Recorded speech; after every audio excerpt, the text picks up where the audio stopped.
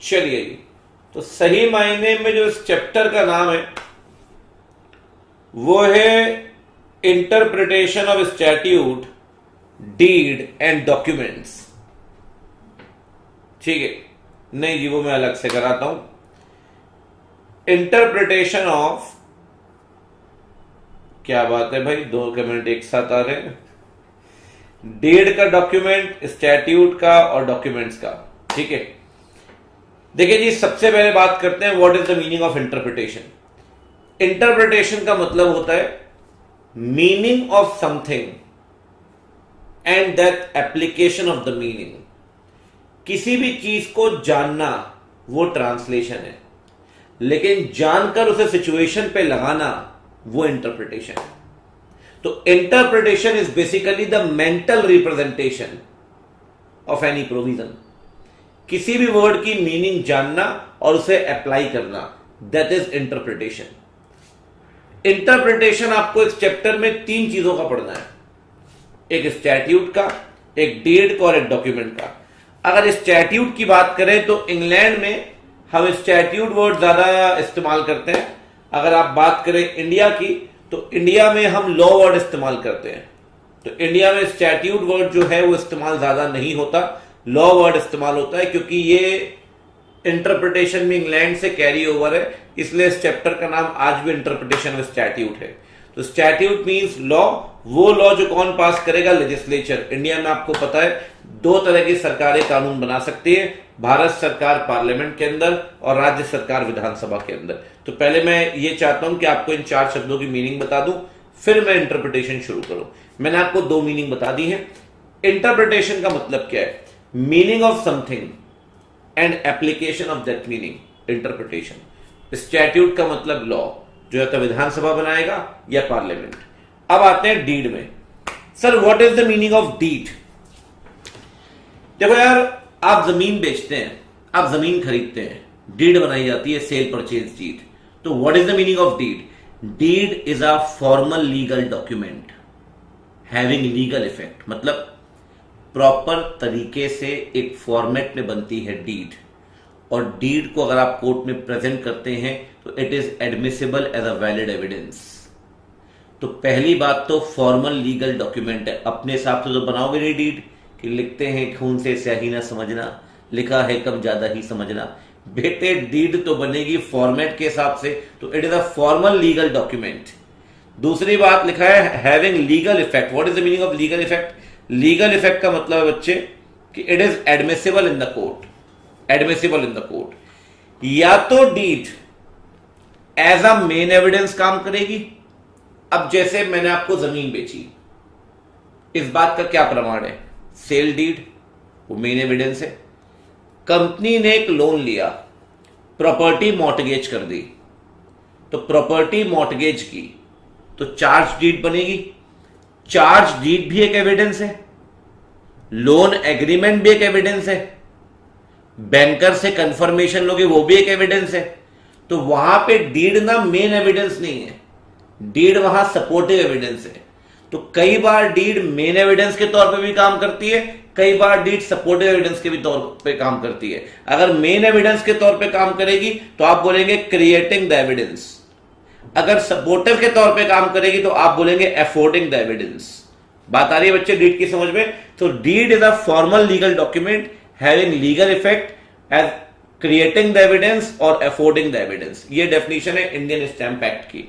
ठीक है, अब बात करते हैं डॉक्यूमेंट की। देखिए डॉक्यूमेंट की डेफिनेशन जीसी के अंदर भी दी गई है, इंडियन एविडेंस एक्ट के अंदर भी दी गई। डॉक्यूमेंट बहुत सिंपल है, मैं आपको तीनों का एग्जांपल दे देता हूं। स्टैट्यूट का example Indian contract act, companies act.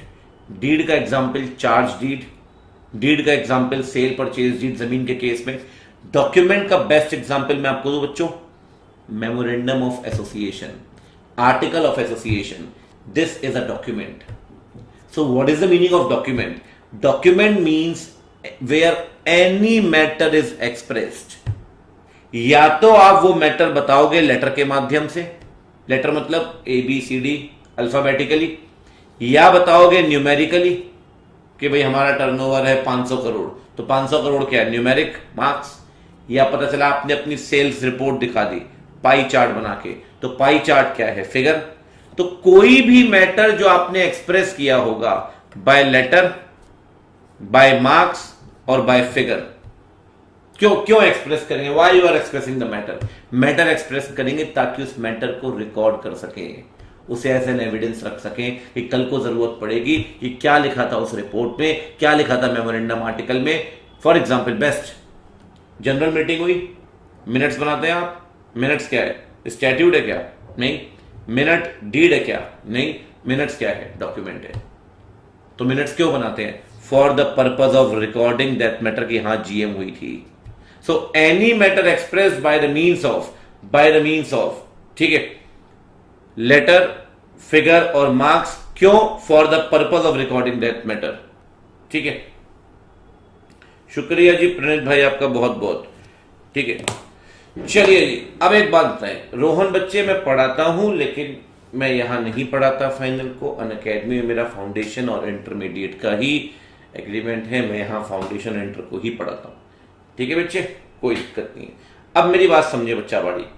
So interpretation of statute, deed and document. Statute is a law, deed is a formal legal document having legal effect as creating or affording the evidence. And what is the meaning of document? Document means any matter expressed by means of letter, figure or marks for the purpose of recording that matter. Deed की definition Indian stamp act के अंदर दी गई है और document की definition Indian evidence act के अंदर, वो इंडियन स्टैम्प एक्ट, ठीक है जी। चलिए जी आगे बढ़े बच्चा बाड़ी। चलो अब देखते हैं फटाफट से टाइप्स ऑफ इंटरप्रिटेशन। देखो बच्चे समझते आना ध्यान से, ठीक है, शांतिपूर्वक बैठिए। कहीं कहीं आपको लग सकता है कि मैं थोड़ा स्लो हो गया हूं, आप मेरे ऊपर छोड़े।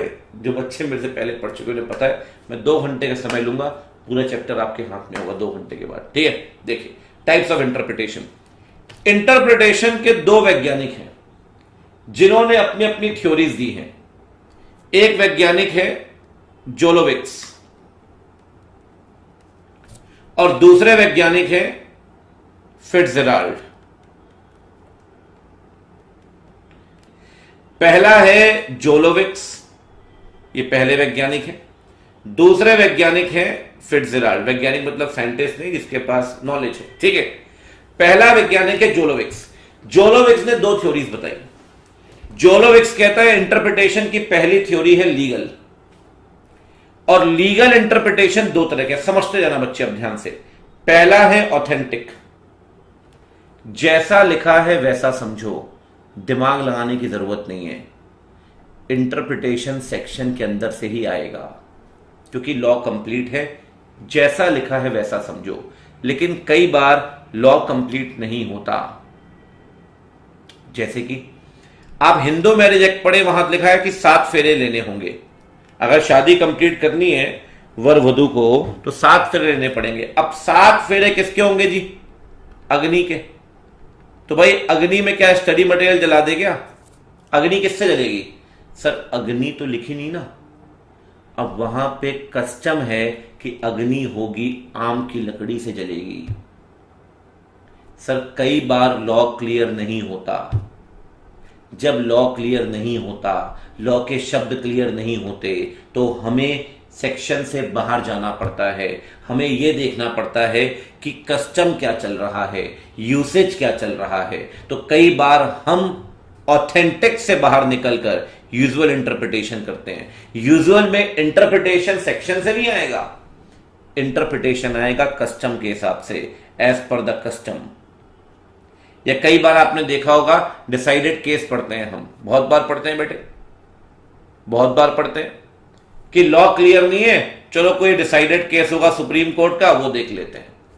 तो जब जब लॉ इनकम्प्लीट होगा, लॉ से बाहर जाएंगे, और जब लॉ से बाहर जाएंगे मेरे बच्चे, तो आपको वहां पर या तो केस लॉ रेफर करोगे या कस्टम रेफर करोगे। इन दोनों केसेस में आप यूजुअल इंटरप्रिटेशन फॉलो करेंगे, ठीक है ना।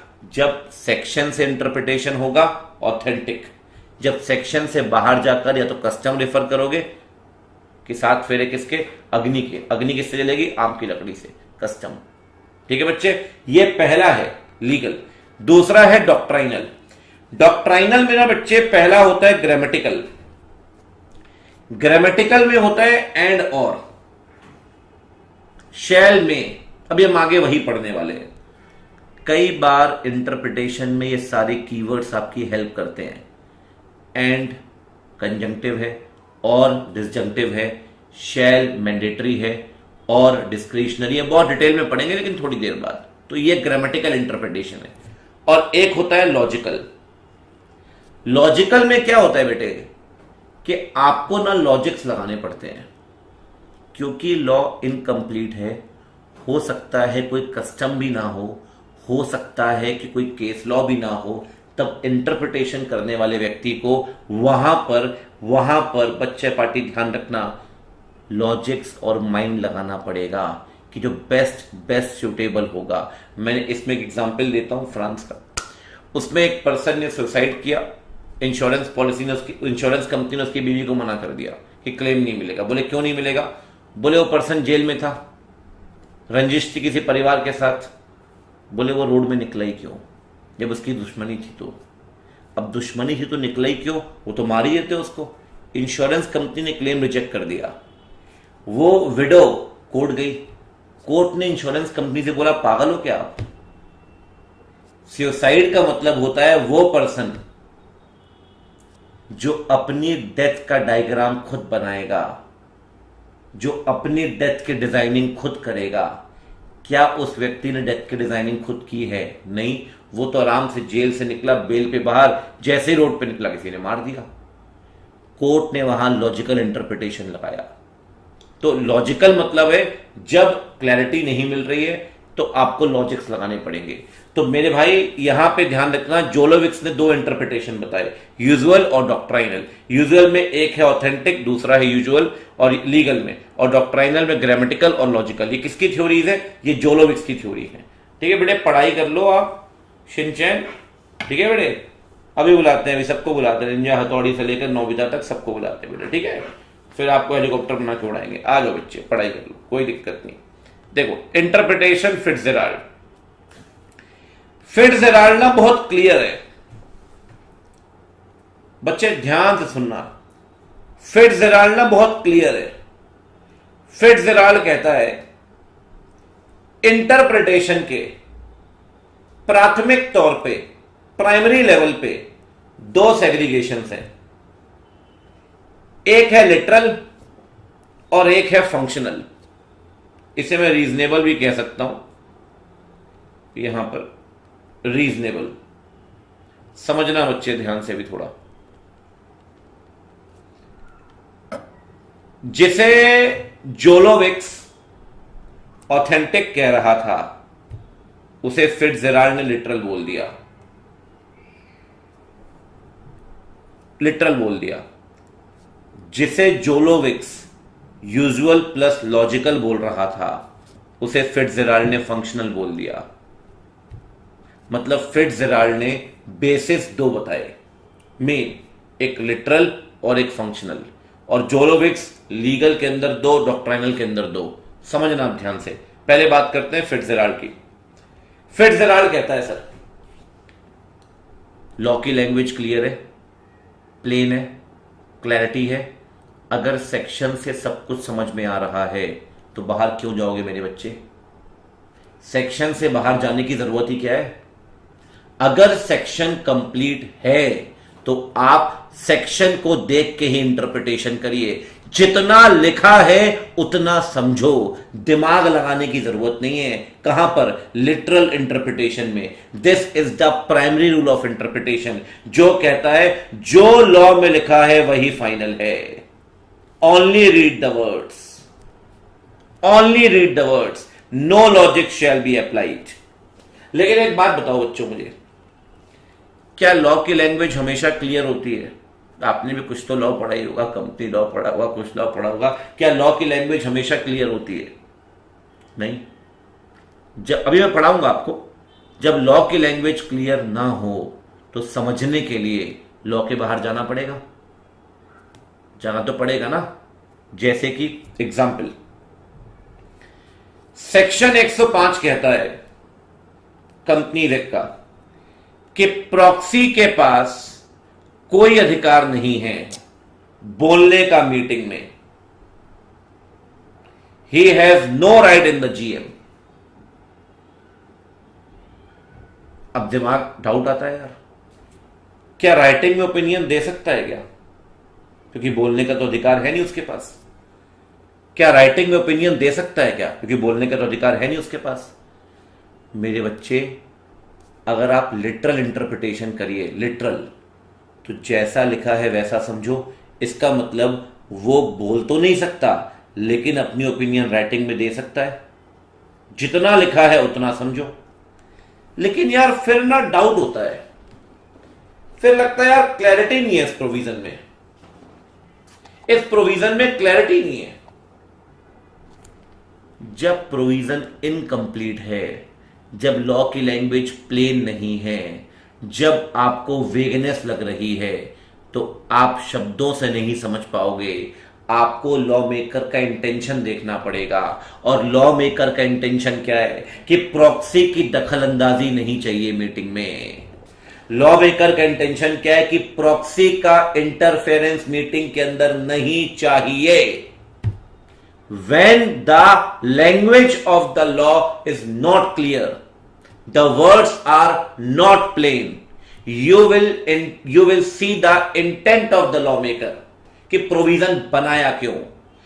प्रोविजन बनाया ताकि प्रॉक्सी को बोलने से या प्रॉक्सी की दखलंदाजी रोक सके। तो जब आप लॉ मेकर का इंटेंशन देखेंगे तो इंटेंशन क्या है? They do not want any interference of the proxy. तो लॉजिकल इंटरप्रिटेशन के हिसाब से ना प्रॉक्सी बोल पाएगा और ना राइटिंग में ओपिनियन दे पाएगा। ना प्रॉक्सी बोल पाएगा और ना राइटिंग में ओपिनियन दे पाएगा। उसके पास दोनों ही अधिकार नहीं है। किसके पास अधिकार नहीं है बच्चे? दोनों अधिकार प्रॉक्सी के पास नहीं होंगे। इतना क्लियर है? तो जब प्रोविजन इनकम्प्लीट है, जब लैंग्वेज क्लियर नहीं है, जब वर्ड एब्सर्ड है, तो सेक्शन से बाहर जाइए। और सेक्शन से बाहर जब जाएंगे आप तो फंक्शनल इंटरप्रिटेशन लगाएंगे। सिर्फ डिक्शनरी मीनिंग से काम नहीं चलेगा। ठीक है, अब समझिए बात को।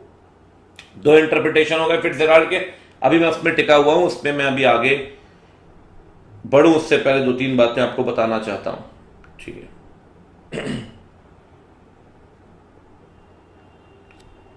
कहता है सर लिटरल के अंदर this is the initial rule of interpretation. Word की लैंग्वेज प्लेन है, लिटरल मीनिंग क्लियर है, तो जैसा लिखा है वैसा समझो। जैसा लिखा है वैसा समझो। आपको दिमाग लगाने की जरूरत नहीं है इस केस में। ठीक है बच्चे, अब मेरी बात समझना, अब मेरी बात समझना। जैसा लिखा है वैसा समझना है तो मीनिंग भी वैसे देखनी पड़ेगी। हाँ, मीनिंग पता है कैसे देंगे, ये बात ध्यान रखना। कहता है मीनिंग इस तरीके से दीजिए किसी भी वर्ड को लॉ के अंदर। सबसे पहले दीजिए natural meaning. What is the meaning of natural meaning? Natural meaning है जिस नाम से वो word normal business, normal course of life में चलता है। नॉर्मल कोर्स ऑफ लाइफ में जो मीनिंग उसको दी जाती है वो दीजिए आप उसे। अगर नॉर्मल मीनिंग नहीं दे पाते या नॉर्मल मीनिंग है ही नहीं, नेचुरल मीनिंग है ही नहीं, तब आप दीजिए बच्चे डिक्शनरी मीनिंग। तब क्या देंगे बच्चे? Dictionary meaning. और कई बार ऐसा होता है कि कुछ वर्ड टेक्निकल होते हैं। अब जैसे एक बात बताओ, अब एक बात बताओ,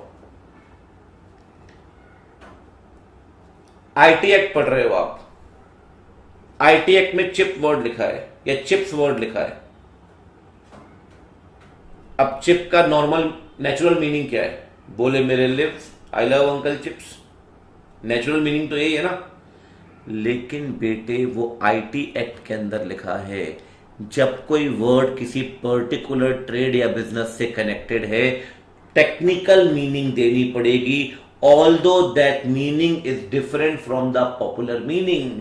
अगर आईटी एक्ट में चिप्स वर्ड का इस्तेमाल हुआ है तो चिप्स का मतलब है बोले मेरे lips, I love uncle chips. लेकिन आईटी एक्ट के संदर्भ में चिप का मतलब दूसरी चिप, तो वहां आप टेक्निकल मीनिंग देंगे, ना कि पॉपुलर मीनिंग। तो कुछ शब्दों के लिए ध्यान रखना बच्चे, आपको क्या देनी पड़ती है, you shall provide a technical meaning. क्या प्रोवाइड करेंगे बच्चे आप, टेक्निकल मीनिंग, ठीक है ना। तो ध्यान रखना बच्चा बड़ी, सबसे पहले नेचुरल मीनिंग दीजिए, अगर नेचुरल मीनिंग क्लियर नहीं है तो डिक्शनरी मीनिंग दीजिए, और अगर डिक्शनरी मीनिंग क्लियर नहीं है तो फिर आप टेक्निकल मीनिंग दीजिए, ठीक है ना। सबसे पहले ध्यान रखना, प्राइमा फेसाई नेचुरल मीनिंग देनी होगी। If natural meaning is absent तो डिक्शनरी में आइए, और टेक्निकल वर्ड के लिए टेक्निकल मीनिंग दीजिए। ये सीक्वेंस है, ये हायरार्की, इसको बिगाड़ना मत, ठीक है। अरे यार वो गलती से आ गया भाई, मैंने बोला है वो हटा दो यार, बवाल कट जाएगा, ठीक है, वो बवाल हो जाएगा अदरवाइज, मैंने उनको बोला है, ठीक है।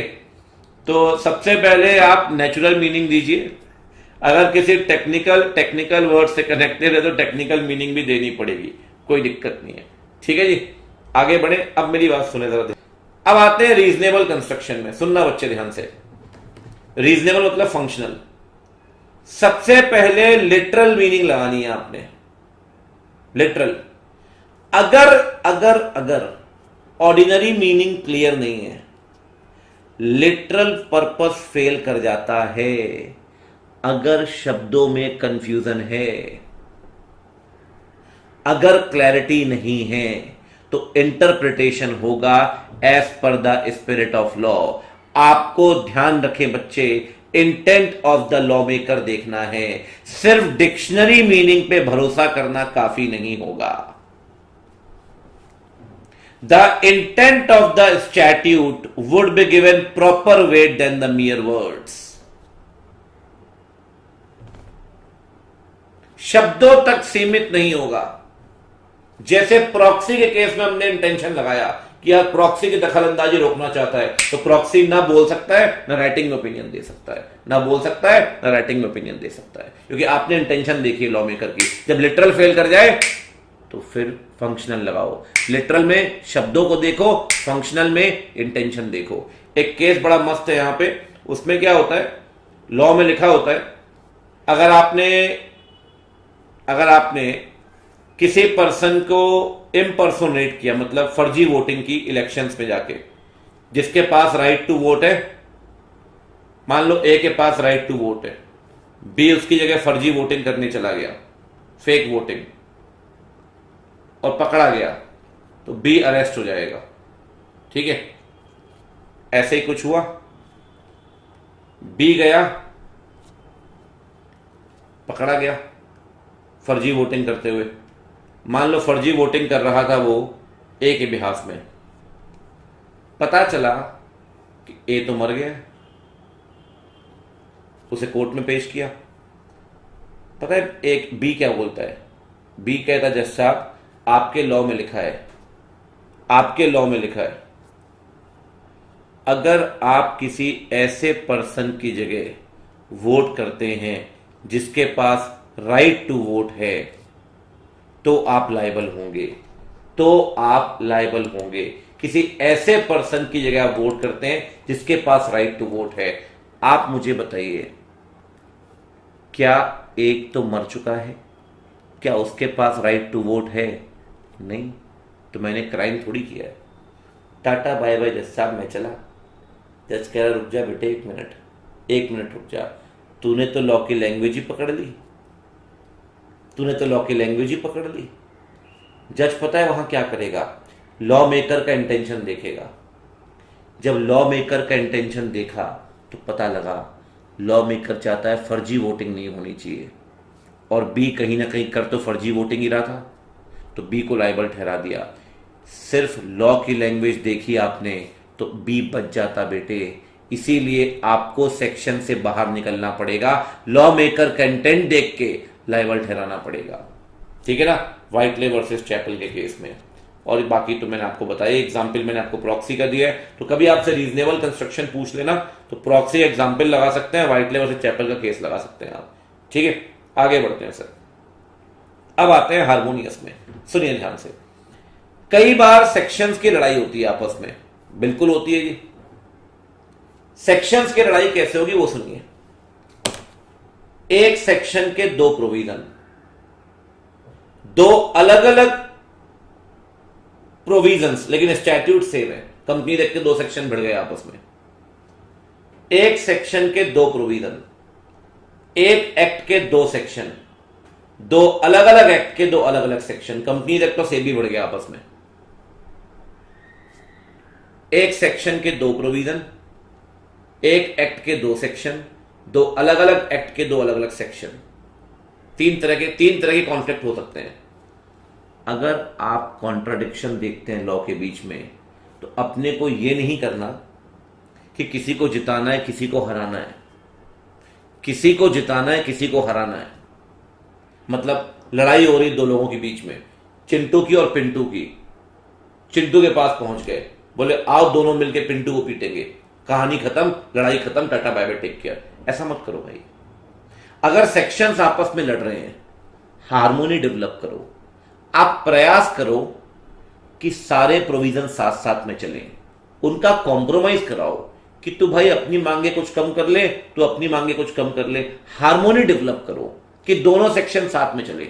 अगर सेबी और कंपनीज एक्ट लड़ गए आपस में, तो कंपनीज एक्ट से पता है क्या बोलो, ज्यादा उचक मत, तू अनलिस्टेड कंपनी के ऊपर लग जा, और सेबी तू भी बहुत तेज चल रहा है, तो लिस्टेड के ऊपर लग जा। दोनों की हार्मोनी हो गई, दोनों लग गए, मांगे कम हो गई लेकिन लग तो गए। लेकिन हार्मोनी अगर डेवलप ना हो पाए तो फिर चार बातें, जिसमें नॉटविथस्टैंडिंग लिखा है वो दूसरे के ऊपर ओवरराइड करेगा, जिसमें सब्जेक्ट तो लिखा है उसके ऊपर दूसरा ओवरराइड करेगा। क्योंकि बेटे नॉटविथस्टैंडिंग आपको पता है ना, विनिंग सेक्शन है। जिस भी प्रोविजन में नॉटविथस्टैंडिंग लिखा होता है विनिंग सेक्शन होता है, वो दूसरे के ऊपर लग जाता है। और जिसमें सब्जेक्ट तो लिखा होता है वो लूजिंग सेक्शन है, उसके ऊपर दूसरा लग जाता है।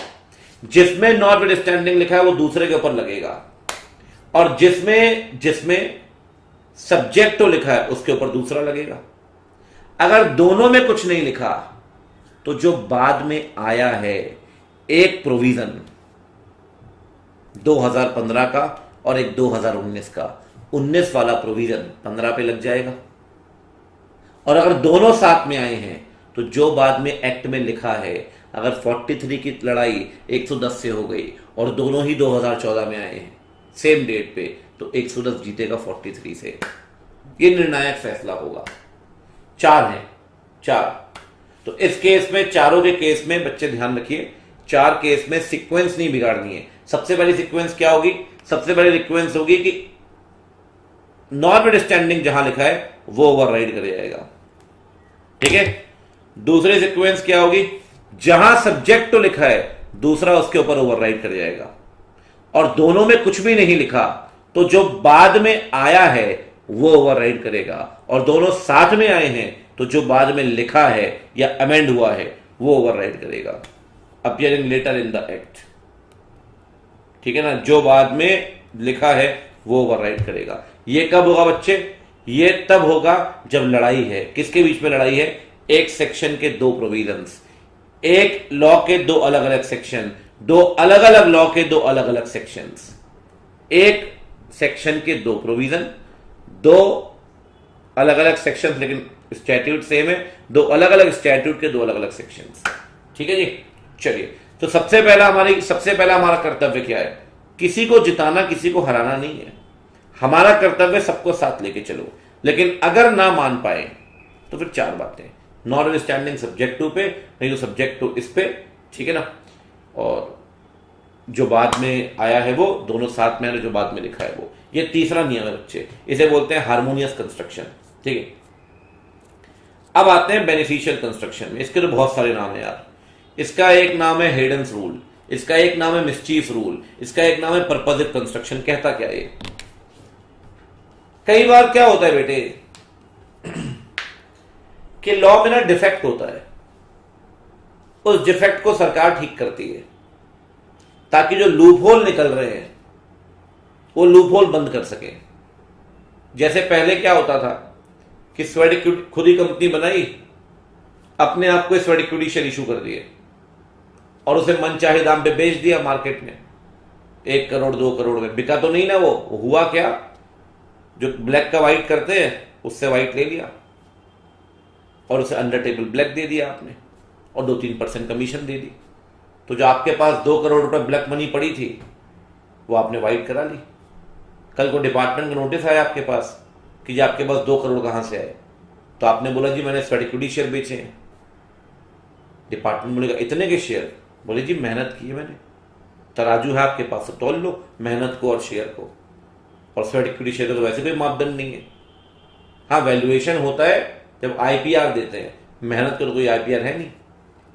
पुराने कंपनीज एक्ट में बहुत लोग ब्लैक मनी को व्हाइट मनी में कन्वर्ट करते थे by the means of sweat equity.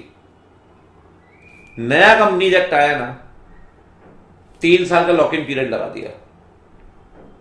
एक बार स्वेट इक्विटी शेयर इशू कर दिए ना, 3 साल तक बिकेंगे नहीं, 3 साल तक बिकेंगे नहीं,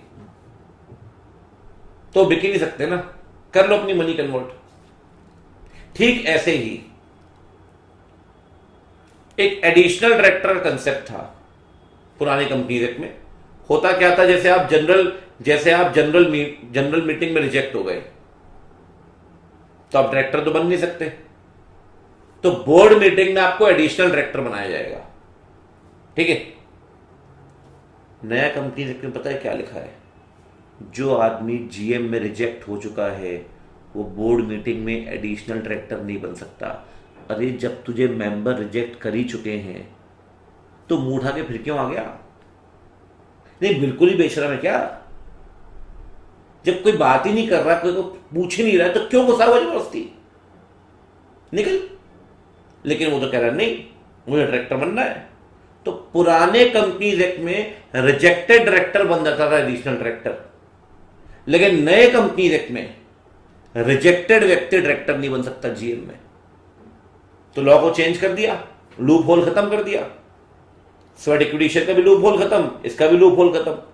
कई बार क्या होता है, लॉ में डिफेक्ट होता है, सरकार उस डिफेक्ट को खत्म करती है, नया लॉ लेकर आती है, नए लॉ के अंदर रेमेडी देती है, नए लॉ के अंदर रेमेडी देती है। हमें 4 चीजें देखनी है यहां पर, क्योंकि आप लूप होल ढूंढते हैं और लूप होल ढूंढ के बदमाशी करते हो कि कोई बात नहीं, बीएम में रिजेक्ट हो गए, हम जनरल मीटिंग में रिजेक्ट हो गए, बोर्ड मीटिंग में एडिशनल डायरेक्टर बन जाएंगे। अब तो बन नहीं सकते, अब तो बन नहीं सकते। अब बात समझना बच्चे ध्यान से। तो मिसचीफ रूल और हिडेंस रूल के नाम से जानते हैं, ठीक है बच्चे। इसमें ना एक बार क्वेश्चन भी आया तो इंस्टीट्यूट ने वही बात पूछी कि मिसचीफ रूल में कौन से 4 क्वेश्चन है। आप पता है 4 क्वेश्चन कौन से पुट करोगे? पुराना लॉ क्या था, उसमें डिफेक्ट क्या था, नए लॉ ने रेमेडी क्या दिया, मतलब डिफेक्ट को दूर कैसे किया और क्यों डिफेक्ट दूर किया। पुराना लॉ था जहां स्वेट इक्विटी शेयर इशू कर करके लोग ब्लैक मनी कन्वर्ट कर रहे थे। नए लॉ में लॉक इन पीरियड लगा दिया 3 साल का, वो खत्म ही कर दिया प्रोविजन। क्या ब्लैक मनी कन्वर्ट हो पाएगी उस रूट से? नहीं, और भी रूट है उसमें नहीं जाते अपन। ठीक है, 4 क्वेश्चन बनते हैं। पहले लॉ क्या था, उसमें डिफेक्ट क्या था, अभी अभी अभी अभी रेमेडी क्या है। ठीक है, चौथी बात, what is the reason for the remedy, what is the reason for remedy. ठीक है, अब एक बात ध्यान रखिए, 4 बातें। पहले लॉ क्या था, उसमें मिसचीफ क्या थी, रेमेडी क्या है और what is the reason for remedy. ये 4 क्वेश्चन बनते हैं बेनिफिशियल कंस्ट्रक्शन के। बच्चे मिसचीफ रूल है, ठीक है, इसे पर्पजिव कंस्ट्रक्शन कहते हैं या हेडेंस रूल कहते हैं। ठीक है, अब एक बात ध्यान रखिए, मुद्दे वाली बात। 4 रूल हम कर चुके हैं, इसे हम प्राइमरी रूल कहते हैं। 4 रूल कौन कौन से कर चुके हैं बच्चे? पहला रूल हम कर चुके हैं इंटरप्रिटेशन ऑफ स्टैट्यूट के अंदर, मैं आपको बताऊं,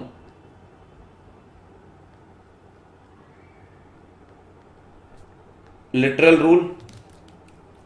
दूसरा हमने किया है बेनिफिशियल कंस्ट्रक्शन, तीसरा किया है हार्मोनियस कंस्ट्रक्शन, चौथा किया है रीजनेबल कंस्ट्रक्शन। ठीक है, अब मैं प्राइमरी में एक और रूल आपको पढ़ा रहा हूं, एक्सेप्शनल कंस्ट्रक्शन। एक्सेप्शनल कंस्ट्रक्शन ठीक है बच्चे, समझना ध्यान से। एक्सेप्शनल कंस्ट्रक्शन के अंदर एंड और शैल में ये शब्द आते हैं। थोड़ा सा मेन बुक की तरफ ले जा रहा हूं इसमें, क्योंकि चीजें लिखी थोड़ा हाईलाइट करके बता दूंगा आपको, ठीक है। चीजें मैक्सिमम कवर कर लेंगे अपन इसके इसमें, ठीक है। एंड और शैल में देखिए, एक्सेप्शनल कंस्ट्रक्शन में पहले बात करते हैं एंड और की। समझना बच्चे ध्यान से, एंड जनरली होता है कंजंक्टिव, दोनों साथ में, और जनरली होता है डिसजंक्टिव। लेकिन कई बार इनको उल्टा भी पढ़ते हैं आप। एग्जाम्पल दूं, सुनिए भाई, और को जनरली क्या पढ़ते हैं, डिसजंक्टिव, और एंड को क्या पढ़ते हैं, कंजंक्टिव। लेकिन कई बार उल्टा भी पढ़ते हैं। कैसे? एग्जाम्पल देता हूं, लिखा हुआ है इन case of default director, manager और प्रमोटर, ठीक है, ऑल विल बी लायबल।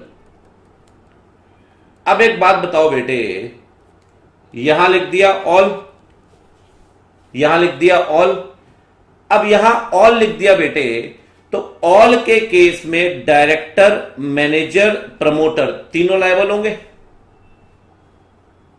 भले ही मैनेजर और प्रमोटर के बीच में और लिखा है, लेकिन जब ऑल लिख दिया तो तीनों ही लायबल होंगे। यहां पे और को क्या मानेंगे, एंड। यहां पे और को क्या मानेंगे, एंड, क्योंकि नीचे लिखा हुआ है ऑल। जनरली आप और को डिसजंक्टिव मानते हैं, लेकिन कई बार और को एंड मानेंगे, और जब एंड मानेंगे तो और क्या बन जाएगा, कंजंक्टिव। कंजंक्टिव। इसका ठीक उल्टा, इसका ठीक उल्टा लिखा हुआ है इन केस ऑफ डिफॉल्ट, ठीक है, director, manager and KMP, whosoever has committed the default will be liable। अब एक बात बताओ, बीच में लिखा है and, director, manager and KMP, लेकिन आगे क्या लिखा है, जिसने डिफॉल्ट किया होगा वही लायबल होगा। मान लो मैनेजर ने कोई डिफॉल्ट नहीं किया, क्या मैनेजर लायबल है? नहीं, तो लायबल कौन होगा? मान लो KMP ने भी कोई डिफॉल्ट नहीं किया, तो लायबल कौन होगा? सिर्फ डायरेक्टर। तो भले ही एंड लिखा है बीच में, भले ही बच्चे बीच में क्या लिखा है, एंड, लेकिन आगे लिखा है whosoever has committed the default will be liable। तो इस केस में अगर डायरेक्टर ने डिफॉल्ट किया है तो लायबल होगा सिर्फ डायरेक्टर। तो यहां पे एंड को एंड नहीं पढ़ना बच्चे, एंड को क्या पढ़ना है, और। तो एंड का यहां पे वर्ड कैसा बन जाएगा, this will be treated as disjunctive. Disjunctive, ठीक है ना। तो एक बात ध्यान रखना बेटा, कंटेंट नहीं लिखोगे ना, एंड और में नंबर नहीं मिलेगा, ये बात ध्यान रखना आप। जो बच्चों की कॉपियां में देखता हूं ना, कंटेंट नहीं लिखते ना एंड और में ना शैल में, ठीक है ना। जनरली और को डिसजंक्टिव, एंड को कंजंक्टिव। पहला पॉइंट लिख दिया आपने, ठीक है। दूसरा पॉइंट क्या लिखोगे कि और को भी एंड मानते हैं, एंड को भी और, ठीक है। दूसरा पॉइंट बन गया। तीसरे में एग्जाम्पल चिपका दो, 3 पॉइंट हो गए। चौथे में केस लिख सकते हो तो केस लिख दो, केस का नाम। समटाइम्स एंड को और मानते हैं और को एंड। केस का नाम कौन सा लगा सकते हैं? Municipal council versus Bishan Das Nathumal, ये केस आप अप्लाई कर सकते हैं। Bishan Das versus municipal council versus Bishan Das Nathumal, ठीक है ना। ये केस आप लगा दिए, 4 पॉइंट बन गए आपके। ये दोनों में लग जाएगा केस, क्योंकि एंड को और मानेंगे और वाइस वर्सा, मतलब और को एंड, तो दोनों में लग जाएगा ये केस। बन गए आपके 4 पॉइंट। और लिख के बच्चा आता है सिर्फ मीनिंग, तो नंबर कहां से देगा सर इंस्टीट्यूट? आंसर भी तो होना चाहिए ना नंबर खींचने लायक। 3 में 3 नंबर चाहिए तो कंटेंट लिखना पड़ेगा आपको, ठीक है। चलिए आगे बढ़ते हैं। अब आते हैं मे और शैल पे, ठीक है। मे और शैल, सर में जनरली डिस्क्रिशनरी होता है और शैल होता है जनरली मैंडेटरी। जनरली मैंडेटरी, लेकिन ये भी उल्टा होते हैं। उल्टा यानी कि कई बार मे को शैल मानते हैं, और मेरे बच्चे अगर आपने मे को शैल मान लिया तो अब वो क्या हो जाएगा? अब वो हो जाएगा मैंडेटरी। और अगर आपने शैल को मे मान लिया तो अब वो क्या हो जाएगा? डिस्क्रिशनरी। मैं 2 एग्जाम्पल देता हूं आपको बड़े सिंपल से, ठीक है? बड़े सिंपल से एग्जाम्पल देता हूं, आप समझ जाएंगे कि मे को शैल कब मानते हैं। मान लो आईपीसी में लिखा हुआ है कि इन case of violence police may use tear gas. Violence के केस में पुलिस टीयर गैस का इस्तेमाल करेगी। कौन सा वर्ड लिखा है बीच में? में। अगर सही में दंगा हो गया और सही में वायलेंस हो रहा है, लोग मार काट रहे हैं एक दूसरे को, तो सर पुलिस की वहां ड्यूटी बनती है to use tear gas. When public authority has been conferred a power, जब आपने पब्लिक अथॉरिटी को एक अधिकार दिया है। पब्लिक अथॉरिटी कौन है? पुलिस। और अगर दंगा हो गया तो बेटे ये मे किस में कन्वर्ट हो जाएगा? ये मे कन्वर्ट हो जाएगा शैल में। ये मे कन्वर्ट हो जाएगा शैल में, ठीक है ना? तो ध्यान रखना बच्चे इस बात को। इस पे केस भी है, चाहे तो आप लगा सकते हैं, आपकी इच्छा है, कोई दिक्कत नहीं है, ठीक है? जनरली में जो होगा वो डिस्क्रिशनरी होता है। आपका मन है तो आप लगाइए।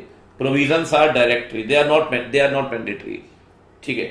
लेकिन अगर डिस्क्रिशन दिया गया पब्लिक अथॉरिटी को तो मे को आप कमांड मानेंगे, और मे उस केस में क्या बन जाएगा? शैल।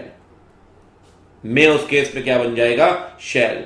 तो मे को शैल बनाना है तो एक केस आप लिख सकते हैं साथ में, बेकर निकोलस वर्सेस बेकर। जो इंपॉर्टेंट केसेस है बताते हुए चल रहा हूं, सारे केसेस याद नहीं रख सकते, प्रैक्टिकली आप मुझसे पूछिए तो बड़ा मुश्किल है। लेकिन जो केसेस आपको बता, जैसे दूसरा केस बता दिया आपको मैंने, सेकंड केस बताया है, तो इन केसेस के नाम लिख लो आप, कोई दिक्कत नहीं, जो रेलेवेंट केसेस है, ठीक है? अच्छा, उल्टा भी होता है क्या? अब जैसे ये रहे, एक एग्जाम्पल भी लिख सकते हो आप। सेक्शन 3 में लिखा है कंपनी में be formed for any lawful purpose. तो मे लिखा है ना मालिक। अब आप बोलोगे यार कंपलसरी थोड़ी है, हम तो ड्रग्स बेचेंगे, हम तो किडनैपिंग करेंगे, क्योंकि मे लिखा है। मेरे भाई यहां मे को ना शैल मानेंगे, और कंपनी के लिए मैंडेटरी है कि वो लॉफुल पर्पस के लिए ही बनाई जाएगी, ठीक है? ठीक वैसे ही शैल ओमनी कार खरीदेंगे। अब आते हैं शैल पे। शैल जनरली मैंडेटरी होता है, लेकिन हम शैल को भी कई बार क्या मानते हैं? उल्टा। सैनिक motor versus state of Rajasthan, ये केस भी ध्यान रख सकते हो। कोई एग्जाम्पल दो आपको? एग्जाम्पल देता हूं, लिखा हुआ है सेक्शन 143 सब सेक्शन 6 में कि गवर्नमेंट कंपनी के केस में C&AG shall have a right to order supplementary audit. Right लिखा है ना? तो राइट अगर शैल के साथ यूज हुआ है तो मेरे भाई शैल वहां क्या बन जाएगा? में।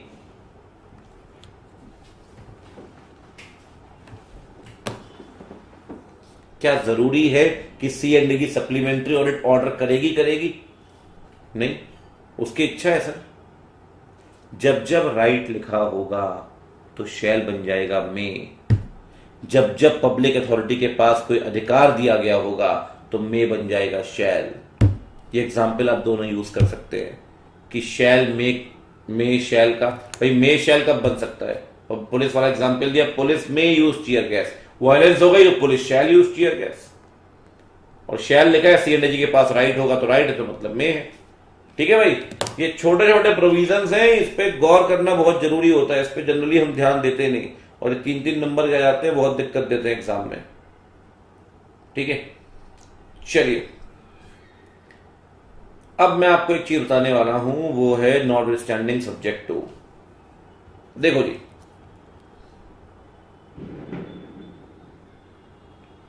नॉटविथस्टैंडिंग सब्जेक्ट टू,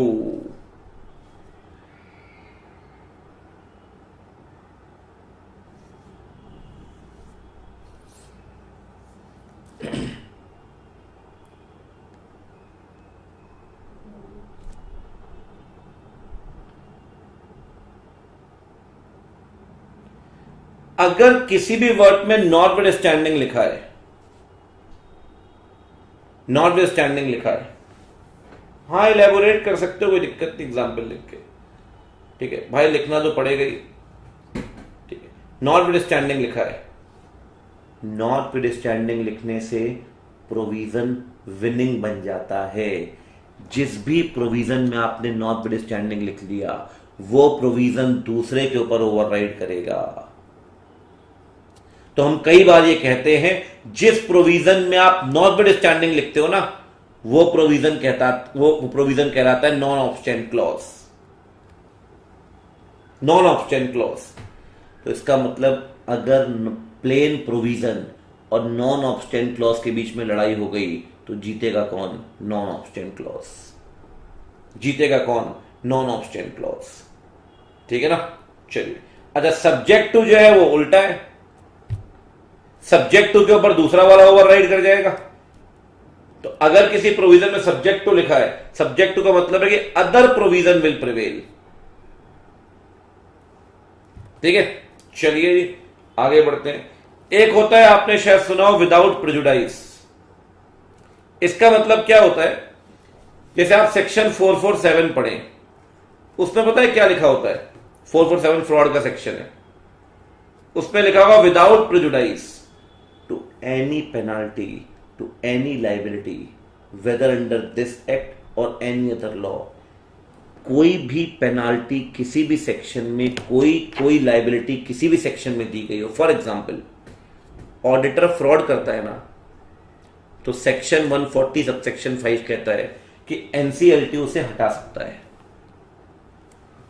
अगर एनसीएलटी उसे हटाता है ऑडिटर की पोजीशन से, तो क्या फ्रॉड की 447 की लाइबिलिटी खत्म हो जाएगी? नहीं। 447 कहता है तुम्हारे अगेंस्ट किसी भी सेक्शन में कोई भी एक्शन लिया जा रहा है, हम उसे अफेक्ट नहीं करेंगे, वो भी लगेगा, हम भी लगेंगे। अच्छा, नॉटविथस्टैंडिंग में क्या होता है? ये इसको खा जाएगा भाई, जिसमें नॉटविथस्टैंडिंग दूसरे को खा जाएगा। सब्जेक्टों में क्या लिखा है? इसमें सब्जेक्ट का इसको दूसरा खा जाएगा। मतलब एक की हार एक की जीत पक्की है वहां पे।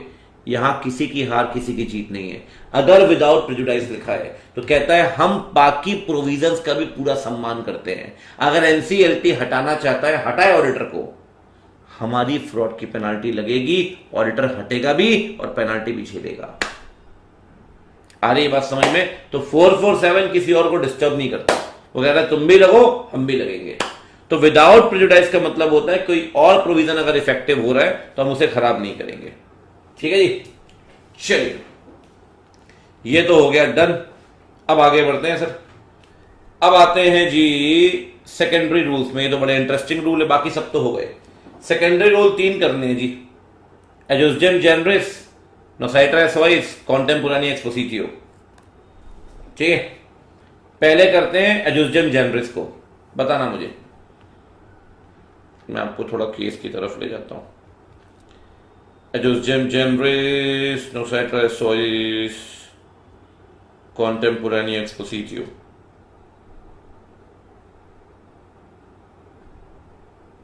देखो क्या लिखा है, where car, motor bikes, motor powered vehicles. अब एक बात बताओ, ये स्पेशल वर्ड है, स्पेसिफिक, ये जनरल वर्ड है। पहले कौन सा लिखा है? स्पेसिफिक प्रीसीडिंग, बाद में कौन सा लिखा है? General succeeding. अगर पहले स्पेसिफिक वर्ड लिखे हैं और वो कैटेगरी फॉर्म करते हैं, बच्चे कैटेगरी बना रहे हैं क्या? ये बिल्कुल बना रहे हैं। ये कैटेगरी बना रहे हैं रोडवेज की। कार भी रोड में चलती है, मोटर बाइक भी रोड में चलती है, रोडवेज की। अगर स्पेसिफिक वर्ड पहले लिखे हैं और वो कैटेगरी बनाते हैं तो जनरल वर्ड का इंटरप्रिटेशन भी एज पर द कैटेगरी ही होगा। मतलब क्या मोटर पावर्ड व्हीकल में, ठीक है, मोटर पावर्ड व्हीकल में क्या शिप आएगा? नहीं। क्या हेलीकॉप्टर आएगा? नहीं। क्या प्लेन आएगा? नहीं। लेकिन क्या क्या बस आएगी? हाँ। क्या बाइक आएगी? हाँ। क्या ट्रक आएगा? हाँ। ध्यान रखना, car, motor, bike specific word और प्रीसीडिंग के साथ में पहले लिखे गए हैं, ये बनाते हैं कैटेगरी रोडवेज की। अगर स्पेसिफिक वर्ड कैटेगरी बनाते हैं तो जनरल वर्ड का इंटरप्रिटेशन कैटेगरी के हिसाब से ही होगा। मतलब यहां पे मोटर पावर्ड व्हीकल का मतलब क्या है? मोटर पावर्ड व्हीकल का मतलब है कि सारे के सारे रोडवेज वाले व्हीकल आएंगे, बस आएगा, ट्रक आएगा, सब आएगा। लेकिन क्या शिप, क्या जहाज, क्या ये सब आएगा? नहीं आएगा। बात आ रही है बच्चे समझ में? ठीक। तो कहता है सर यहां पे एडुजियम जेनरिस का मतलब होता है सेम काइंड ऑफ स्पेशीज। इसमें स्पेसिफिक वर्ड्स हैं, ये कैटेगरी बनाते हैं। तो जनरल वर्ड किसको फॉलो करेंगे? स्पेसिफिक वर्ड्स को। बस एक बात ध्यान रखना, स्पेसिफिक वर्ड पहले लिखा होगा या बाद में? पहले क्या लिखा होगा, स्पेसिफिक या जनरल? पहले लिखा होगा स्पेसिफिक, जनरल लिखा होगा बाद में। तो जनरल किसको फॉलो करेगा? स्पेसिफिक को फॉलो करेगा जनरल। ठीक है ना? चलिए एक बात और, चार केस में एडुजियम जेनरिस नहीं लगेगा, नॉट एप्लीकेबल। कब? अगर आपके वर्ड कैटेगरी ही नहीं बनाते। बॉटल, बेल्ट, आईपॉड, पेन, चूहा, ग्लास, ये सारे स्पेसिफिक वर्ड्स हैं। और आगे लिखा है एनी अदर ऑब्जेक्ट। सर ये सब डाइवर्स प्रोडक्ट है, क्या ये कैटेगरी बनाते हैं?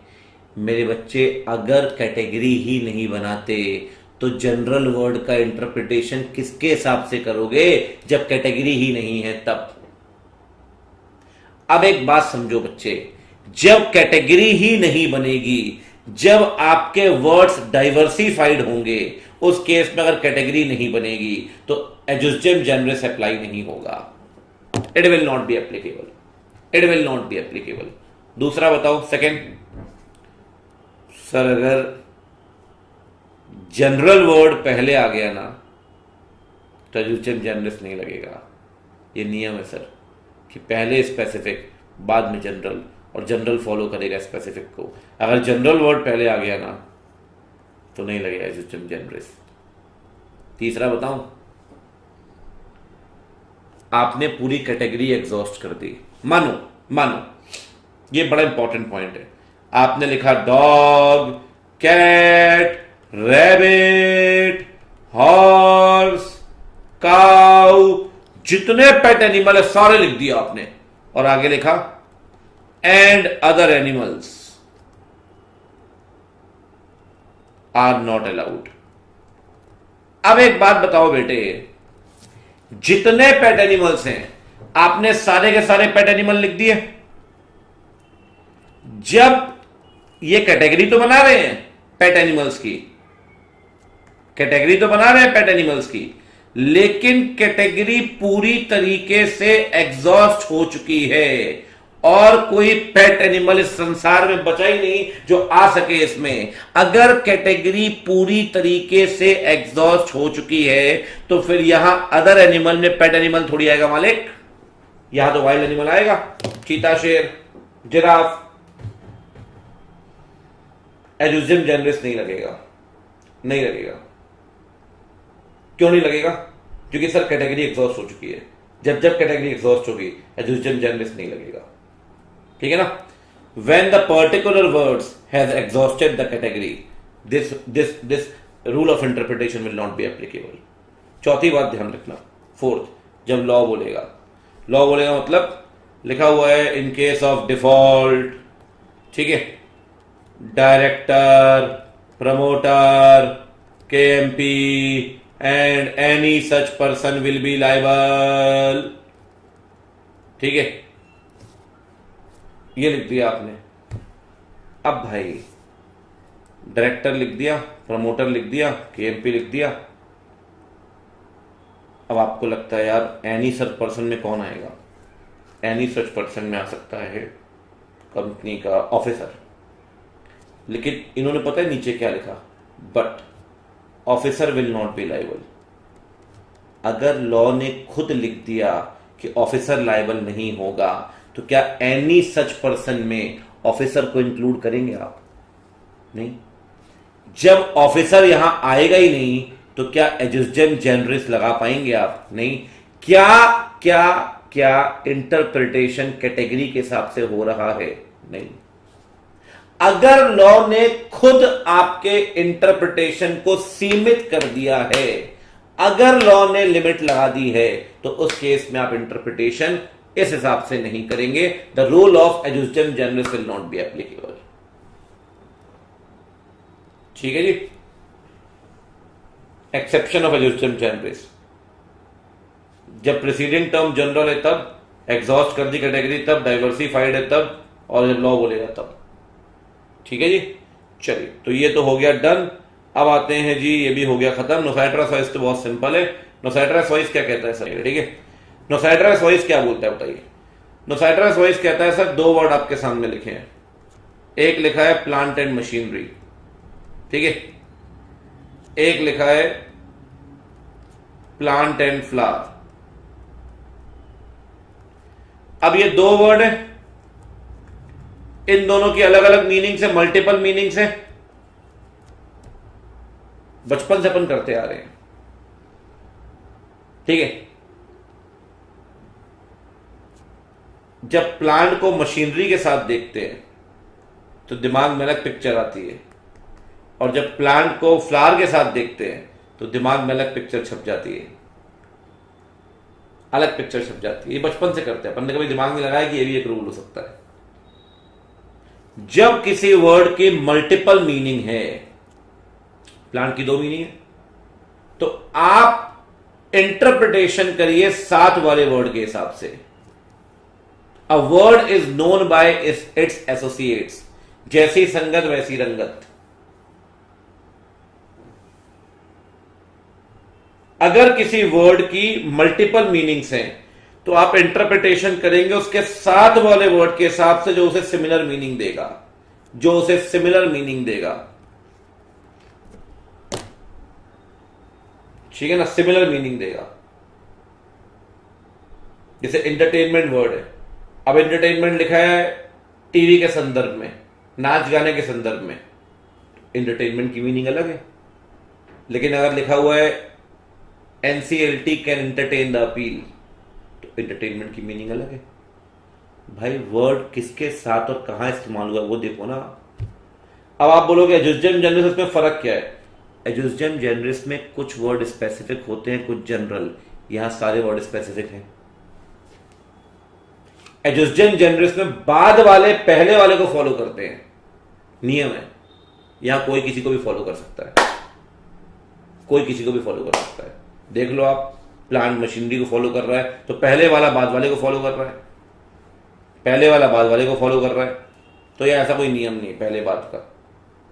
ठीक है बेटे. ये हो गया आपका नोसाइट्रस. इसमें एक बहुत बढ़िया केस है, मैं वो केस पढ़ाता जरूर हूं. Commissioner versus Savoy hotels. ये बहुत बढ़िया केस है. किसमें केस लगेगा? ये नोसाइट्रस वॉइस में. केस क्या कहता है सुनो.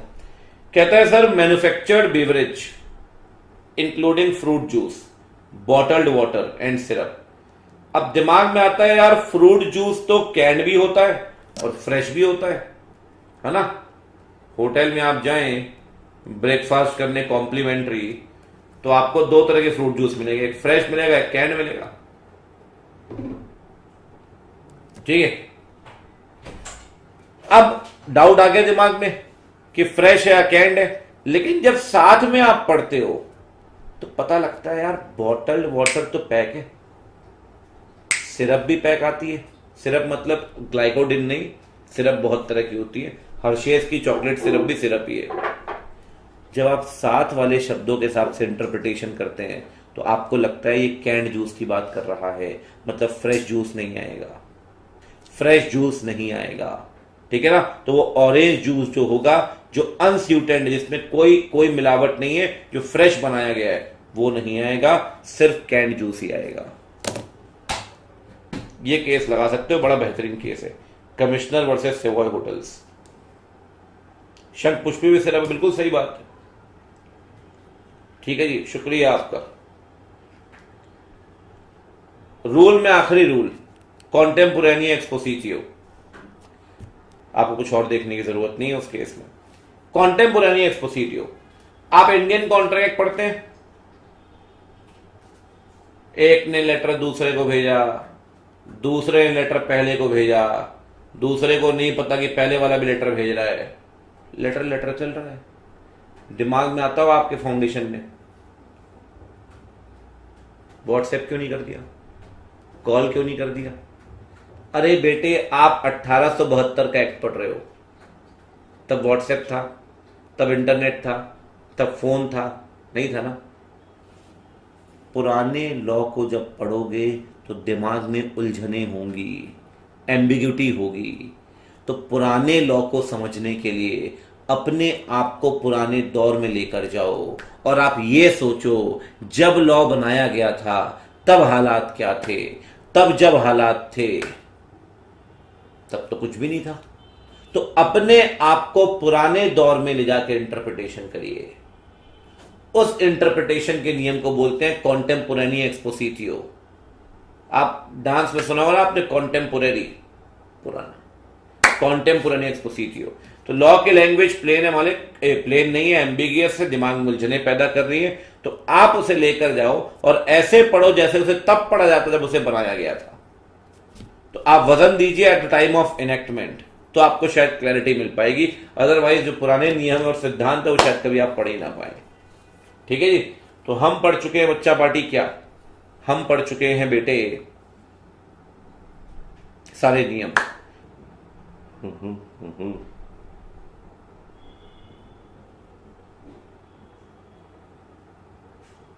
शुरू करें जी?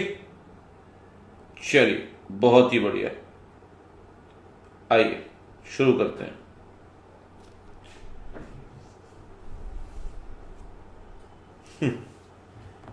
सही है।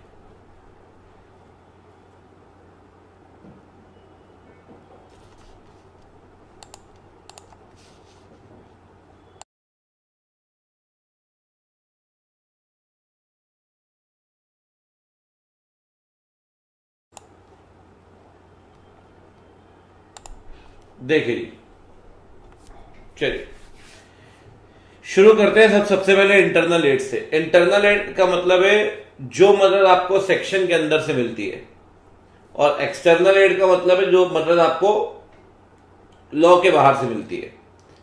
इंटरनल मतलब from with in the section, external मतलब आउटसाइड द सेक्शन।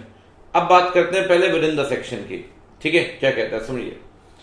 सबसे पहली मदद है जी लॉन्ग टाइटल की। लॉन्ग टाइटल, उससे पहले शॉर्ट टाइटल पढ़ाऊंगा आपको। शॉर्ट टाइटल कहां चला गया भाई? हाँ, ये जैसे लिखा है कंपनीज एक्ट 2013, तो the companies act 2013 short title है, सिर्फ एक्ट का नाम शॉर्ट टाइटल है। एक्ट के नाम के साथ अगर आपने उसे डिस्क्राइब भी किया तो वो लॉन्ग टाइटल है, तो वो लॉन्ग टाइटल है। ठीक है, जैसे ये लिखा हुआ है full title of the supreme court advocates practice in the high court act. ठीक है, अब आगे लिखा हुआ है this act is to authorise the advocate of the supreme court to practise as of right in any high court. कि supreme court का कोई भी जो लॉयर है वो हाई कोर्ट में ऑटोमेटिकली प्रैक्टिस करने के लायक है, एलिजिबल है। ये कहां लिख दिया इन्होंने? एक्ट के नाम के साथ ही। तो ये हो गया शॉर्ट टाइटल, साथ में डिस्क्रिप्शन दे दिया, तो एक पूरा का पूरा क्या बन जाएगा? Long title. ठीक है, short title plus description is equal to long title. अब आते हैं जी प्रियम्बल में, ये बहुत इंपॉर्टेंट है, ध्यान रखिए। प्रियम्बल जो है बेटे, this is more comprehensive than long title. और प्रियम्बल भी एक्ट का पार्ट है। मैं आपको ज्यादा दूर नहीं ले आता, पहले एग्जांपल देता हूं। जैसे आप निगोशिएबल इंस्ट्रूमेंट का प्रियम्बल देखिए, an act to define and amend the law relating to promissory note, bill of exchange and cheque. ये किसका प्रियम्बल है? निगोशिएबल का। आप कंपनीज का प्रियम्बल देखिए, an act to consolidate and amend the law relating to companies, ये companies का preamble है। अब बच्चे मुद्दा क्या है, कभी भी आपको सेक्शन में कंफ्यूजन आए तो प्रियम्बल की मदद लीजिए। प्रियम्बल आपका कंफ्यूजन दूर कर सकता है। गुल्ली पोली सवरिया राज वर्सेस बंडारू पवानी, क्या कहता है भैया? गुल्ली पोली सवरिया राज वर्सेस बंडारू पवानी क्या कहता, क्या सुनना। कहता है सर आपने हिंदू मैरिज एक्ट पढ़ा,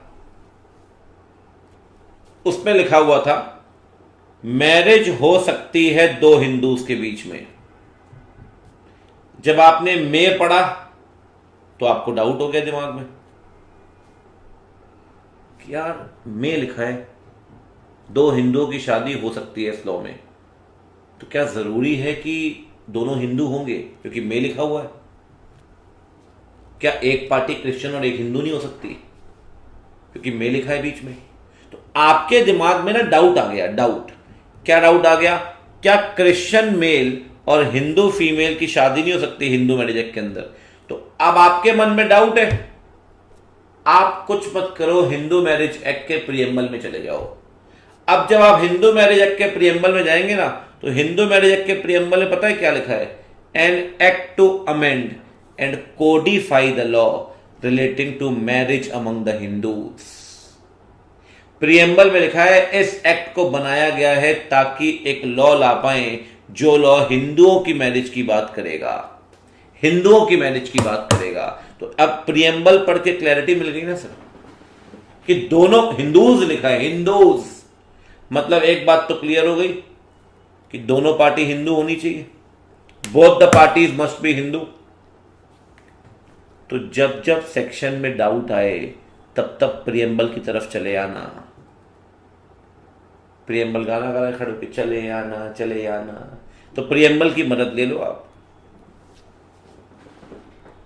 प्रियम्बल इज लाइक अ बड़ा भाई, कभी मदद पड़े तो मांग लो, लेकिन कभी भी प्रियम्बल और सेक्शन के बीच में लड़ाई हो गई ना तो जीतेगा सेक्शन ही। मतलब बड़े भाई से आप सलाह तो मांग लेते हो, लेकिन बड़ा भाई आपके ऊपर हावी हो पाए इतना चांस आप उसको नहीं देते, या बड़ी बहन एज द केस में भी। तो आप प्रियम्बल की मदद तो ले सकते हो, लेकिन अगर प्रियम्बल सेक्शन में लड़ाई हो गई जीतेगा सेक्शन ही। एक सिद्धांत मैं आपको बता देता हूं, सेक्शन को जिसके साथ लड़ा दो जीतता सेक्शन ही है। यूनिवर्सल रूल है, प्रोविजो को छोड़ के, क्योंकि प्रोविजो एक्सेप्शन होगा ना। बाकी सेक्शन को आप जिसके साथ लड़ा दो जीतता सेक्शन ही है। देखो जैसे कि अभी समझना ध्यान से, कहता है सर प्रियम्बल ओवरराइड नहीं कर सकता सर एक्ट को, सेक्शन को। Kashi Prasad versus state of UP, preamble कभी भी ओवरराइड नहीं कर सकता स्टैट्यूट के प्रोविजन को। वो आपकी एक्ट में मदद जरूर कर सकता है, लेकिन आपको ओवरराइड नहीं कर सकता।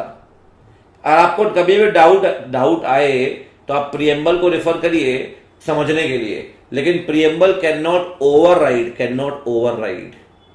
ये सबके केस में लगेगा। मैं आपको कितना भी कुछ पढ़ा दूंगा, अभी आप देखते जाना। ये यूनिवर्सल रूल है, सबके साथ जीतेगा सेक्शन ही हमेशा। किसी से भी लड़वा दो जीतेगा सेक्शन ही। ठीक है भाई, प्रियम्बल में दो केस लगा सकते हो, दोनों केस इंपॉर्टेंट है। प्रियम्बल को रेफर कर सकते हैं समझने के लिए, गुल्ली पोली सवरिया वर्सेस बंडारू पवानी, लेकिन प्रियम्बल कभी सेक्शन को ओवरराइड नहीं कर सकता। Kashi Prasad versus state of UP. ठीक है, और एक बात, आप कंपनी एक्ट पढ़ते हैं, इनकॉर्पोरेशन के सारे प्रोविजन एक साथ है। चैप्टर नंबर 2 3 से लेकर 23 तक। फिर स्टार्ट होता है prospectus and allotment of securities, section 43 से लेकर सेक्शन 23 से लेकर 42 तक। 3 से 22 वहां चला गया, 23 से 42 यहां चला गया, फिर शेयर कैपिटल स्टार्ट होता है 43 से लेकर 72 तक। एक जैसे सेक्शंस को एक साथ इकट्ठा करके, ग्रुप करके हम एक चैप्टर में डाल देते हैं और उस चैप्टर को हेडिंग देते हैं, वो चैप्टर की हेडिंग होती है।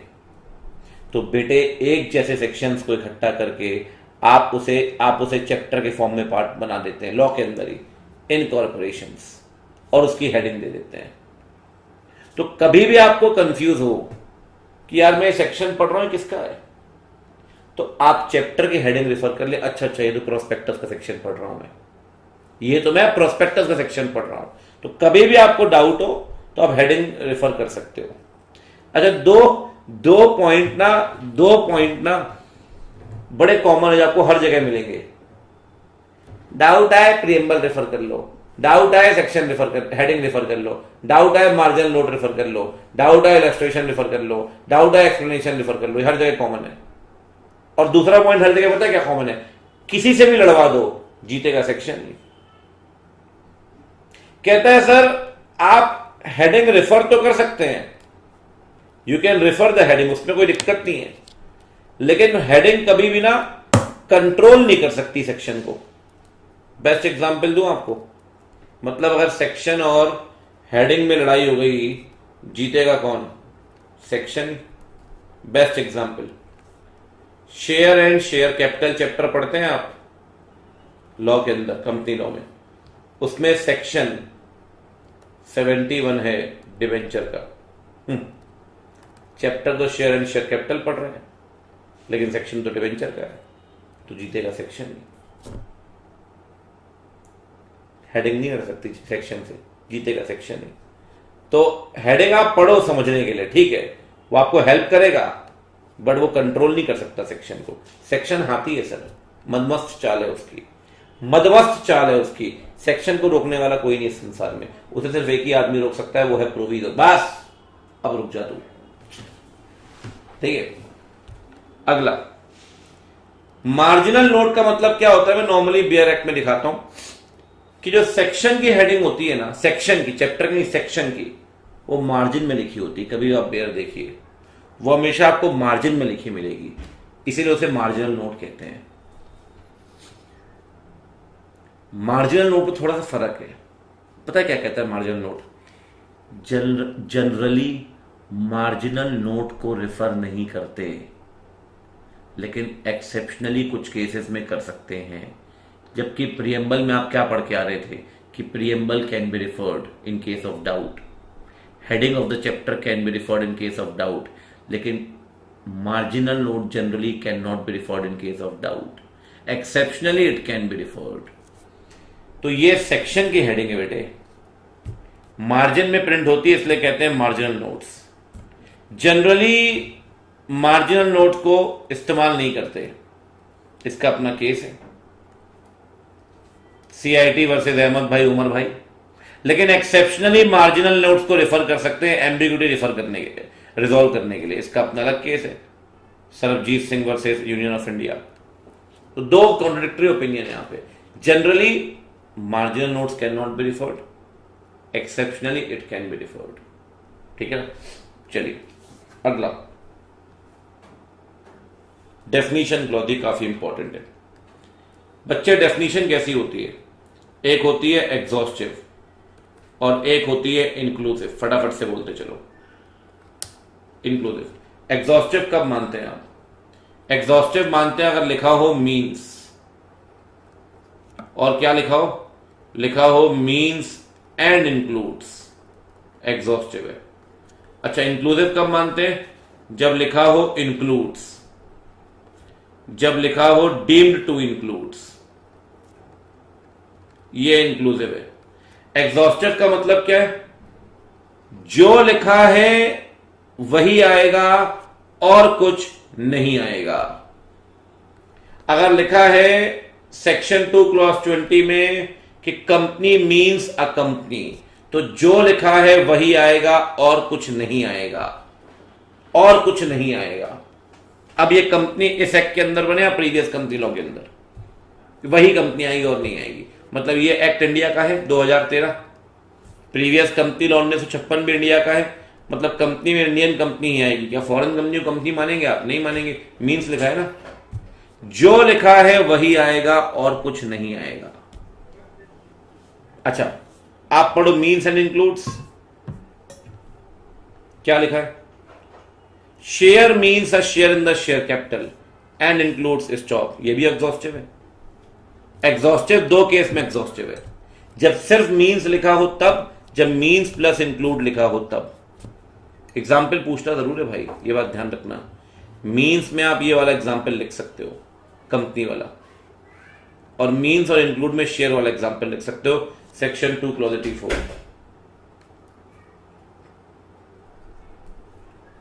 द स्मॉल कंपनी है, ठीक है। बात आ रही है समझ में? अच्छा, इंक्लूड पढ़ो। इंक्लूड कोई भी पढ़ लो। इंक्लूड की डेफिनेशन लिखा है, books and paper include. Include की बेस्ट डेफिनेशन बताऊं आपको? Dividend includes interim dividend. एक मिनट रुकना, सेक्शन 2 क्लॉज 35 में कहीं तो लिखी थी मैंने, डिविडेंड इंक्लूड्स, चलो यहां नहीं लिख रही है मुझे, कोई बात नहीं। डिविडेंड इंक्लूड्स इंटरिम डिविडेंड, वो लिख देना आप, सेक्शन 2 क्लॉज 35। इंक्लूड का मतलब है जो लिखा है वो आएगा और भी कुछ आ सकता है। अब पर्सन की डेफिनेशन लिखी है, इंक्लूसिव है। इंक्लूड अ कंपनी, तो फॉर्म भी आ सकती है, इंडिविजुअल भी आ सकता है। इंक्लूड मतलब इंक्लूसिव। एग्जाम्पल जरूर ध्यान रखना, मैं फिर कह रहा हूं, ठीक है ना। मीन्स में कौन सा एग्जाम्पल लिख सकते हो? कंपनी का, section 2 clause 20। Means and include में शेयर का एग्जाम्पल, सेक्शन 2 क्लॉज 84। इंक्लूड में लिखो dividend includes interim dividend, section 2 clause 35। ठीक है, बाकी समझा दो, कोई दिक्कत नहीं है, ठीक है। अच्छा, एक बात ध्यान रखना, एग्जॉस्टिव को एक और नाम से जानते हैं, रिस्ट्रिक्टिव डेफिनेशन। इंक्लूसिव को एक और नाम से जानते हैं, एक्सटेंसिव डेफिनेशन। एक्सटेंसिव, अलग अलग नाम है, रिस्ट्रिक्टिव, एक्सटेंसिव, ठीक है जी। चलिए जी, लगभग अंतिम सांसें गिन रहा है ये चैप्टर अपनी। अच्छा, एक होती है एन एम्बिगियस डेफिनेशन, जो क्लैरिटी नहीं देती, जिसको पढ़ के ना क्लैरिटी नहीं मिलती। मैं आपको ज्यादा दूर नहीं भेजूंगा, आप डिविडेंड की ही डेफिनेशन पढ़ लो। क्या लिखा है उसमें? डिविडेंड इंक्लूड्स, ये एग्जाम्पल भी लिख सकते हो, कोई दिक्कत नहीं है, एम्बिगियस में भी। इंटरिम डिविडेंड, क्या ये डेफिनेशन क्लियर है क्या? आप मुझे बताइए, क्या ये आपको डिविडेंड की मीनिंग बता रही है क्या, कि डिविडेंड क्या होता है, कि इंटरिम क्या होता है, फाइनल क्या होता है, बता रही है क्या?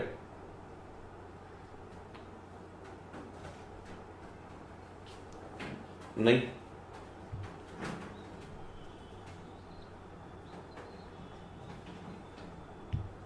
एक बात समझना बच्चे, जब आपकी डेफिनेशन क्लियर नहीं होगी तो आपको दूसरे प्रोविजंस की मदद लेनी पड़ेगी। दूसरे प्रोविजंस को समझ के इस डेफिनेशन को इंटरप्रेट करना पड़ेगा। बेस्ट तरीका है, अगर डिविडेंड समझना है और इंटरिम डिविडेंड समझना है तो आप 123 सेक्शन में जाओ, वहां उन्होंने इंटरिम डिविडेंड ढंग से समझाया है।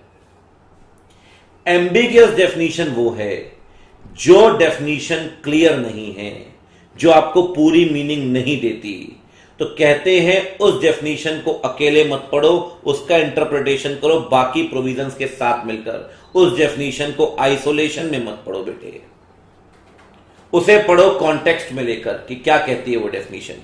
अगर आपने उसे अकेले पढ़ा तो वो वेग है, वो अनसर्टेन है, वो किसी काम की नहीं है। लेकिन अगर आप उसे 123 के साथ पढ़ते हैं समझ कर कि क्या कहती है, तो you will get the accuracy as well as certainty. तो 4-5 पॉइंट बना सकते हैं, एग्जाम्पल भी दे सकते हैं आप इस डेफिनेशन का। वो डेफिनेशन जो क्लियर नहीं है उसे आपको दूसरे प्रोविजंस के साथ पढ़ना होगा, उसे आइसोलेशन में मत पढ़िए। अगर पढ़ते हैं तो वेक होगी, अगर दूसरों के साथ पढ़ते हैं तो it will provide certainty as well as accuracy. ठीक है जी, बहुत ही बढ़िया, बहुत ही उम्दा। इंटरनल एड तो लगभग हो ही गए। हाँ, 2-3 चीजें बची हैं इसमें। एक बचा है प्रोविजो। प्रोविजो का मतलब होता है जब आपको एक्सेप्शन डालना होता है ना तो आप प्रोविजो डाल देते हो। प्रोविजो की शुरुआत होती है प्रोवाइडेड दैट से, और जनरल रूल जब अप्लाई नहीं होगा तभी प्रोविजो अप्लाई होगा। ऑब्वियस सी बात है, जब जनरल रूल अप्लाई नहीं करना तो प्रोविजो लगाएंगे। लेकिन एक बात बताऊं, प्रोविजो का जो स्कोप है ना वो सेक्शन तक सीमित है, अप टू सेक्शन। मतलब कोई एग्जांपल, सेक्शन 19 पढ़ते हैं आप, उसमें क्या लिखा है? सब्सिडरी कंपनी होल्डिंग के शेयर्स नहीं खरीद सकती। अब एक्सेप्शन में आप लिखने लग गए कि स्वेट इक्विटी शेयर भी शेयर होते हैं, वो हम एम्प्लॉय डायरेक्टर को देते हैं, वहां तो ऐसा होता है। वहां क्या लिख रहा है भाई? प्रोविजो का स्कोप सेक्शन तक ही सीमित होगा। प्रोविजो का जो एम्बिट है it is limited up to the section. अगर आप जनरल रूल में कह रहे हैं सब्सिडरी कंपनी होल्डिंग के शेयर्स नहीं खरीद सकती, तो उसके प्रोविजो में क्या बताओगे कि सब्सिडरी कंपनी कब खरीद सकती है? सब्सिडरी कंपनी कब खरीद सकती है वो आप बताओगे। तो the scope of proviso is limited to the scope of section. ये बात जरूर ध्यान रखिए, ठीक है ना। कोई भी एग्जांपल ले लो आप, कोई भी प्रोविजन ले लो, डिस्काउंट का ले लो। अब डिस्काउंट में क्या लिखा है? सेक्शन 53 के अंदर कंपनी डिस्काउंट में शेयर नहीं दे सकती। 2 केस में दे सकती है, स्वेट इक्विटी और क्रेडिटर्स को दे सकती है as per debt restructuring scheme. अब एक्सेप्शन में आप लिख रहे हो कि प्रीमियम में भी शेयर दिए जा सकते। अरे पागल है क्या? जब डिस्काउंट की बात कर रहे हो तो क्यों प्रीमियम में घुस रहा है यार? तो बेटे एक बात ध्यान रखो, जो प्रोविजो का स्कोप है ना वो सब्जेक्ट मैटर के मतलब मेन प्रोविजन तक ही सीमित होगा, उसके बाहर नहीं जाना आपको। The scope of proviso is limited to the matter covered by the main section. इसके सपोर्ट में, ठीक है, मैं कह रहा था प्रोविजो का जो स्कोप है वो लिमिटेड है मेन प्रोविजन तक, ठीक है ना। ये केस भी है सपोर्ट में, Ram Narayan sons versus assistant commissioner of sale tax. बाकी तो सिंपल प्रोविजन है, फटाफट से देखो।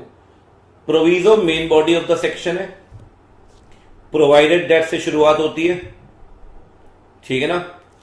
प्रोविजो काम आता है टू क्रिएट द एक्सेप्शन, ठीक है बच्चे। साथ में प्रोविजो का मतलब है कि जनरल रूल अप्लाई नहीं हो रहा है। अच्छा एक बात ध्यान रखिए, एक बात ध्यान रखिए, हम डाउट के केस में प्रीएम्बल पढ़ते हैं, डाउट के केस में सेक्शन की चैप्टर की हेडिंग पढ़ते हैं, डाउट के केस में यहां जाकर डाउट के केस में वहां जाते हैं, ठीक है। प्रोविजो आपको हर केस में करना है, चाहे डाउट हो या ना हो। प्रोविजो तो मैंडेटरी है। कह रहे नहीं डाउट नहीं तो मैं क्यों मानूं? बेटे आ जा इधर, तुझे आना ही पड़ेगा, तुझे डाउट हो या मत हो। प्रीएम्बल तो ऑप्शनल है ना, डाउट तो मान लो, डाउट तो मान लो। यहां कह रहा है डाउट हो या ना हो, लैंग्वेज एम्बिगियस हो या ना हो, प्रोविजो तो मानना ही पड़ेगा, ठीक है जी। चलिए ये हो गया प्रोविजो। अब आते हैं इलस्ट्रेशंस पे। आप इंडियन कॉन्ट्रैक्ट एक्ट का कभी बेयर देखें, बेयर, वहां ना आपको इलस्ट्रेशंस मिलेंगे बहुत सारे। इलस्ट्रेशन क्या एग्जाम्पल है, सेक्शन को और बेहतर समझाने के लिए एग्जाम्पल दे देता है लॉ मेकर कभी कभी। इलस्ट्रेशन सेक्शन से कभी नहीं जीतता, जीतेगा सेक्शन ही। और ना ही इलस्ट्रेशन सेक्शन का स्कोप बढ़ाएगा और ना ही कम करेगा, ना स्कोप एक्सपेंड करेगा, ना स्कोप कर्टेल मतलब कम करेगा। जैसा सेक्शन चल रहा है वैसे ही चलेगा। वो सिर्फ चीजों को एक्सप्लेन करेगा, थोड़ा क्लैरिफाई करेगा। और लड़ाई हो गई तो जीतेगा सेक्शन ही। ठीक है, तो एक और पार्ट बड़ा कॉमन है, मैं आपको बताऊं, जो आप किसी भी इंटरनल एड में डाल सकते हैं, आपको हर जगह मिल जाएगा ये। It is the part of the statute. तो आपसे कोई भी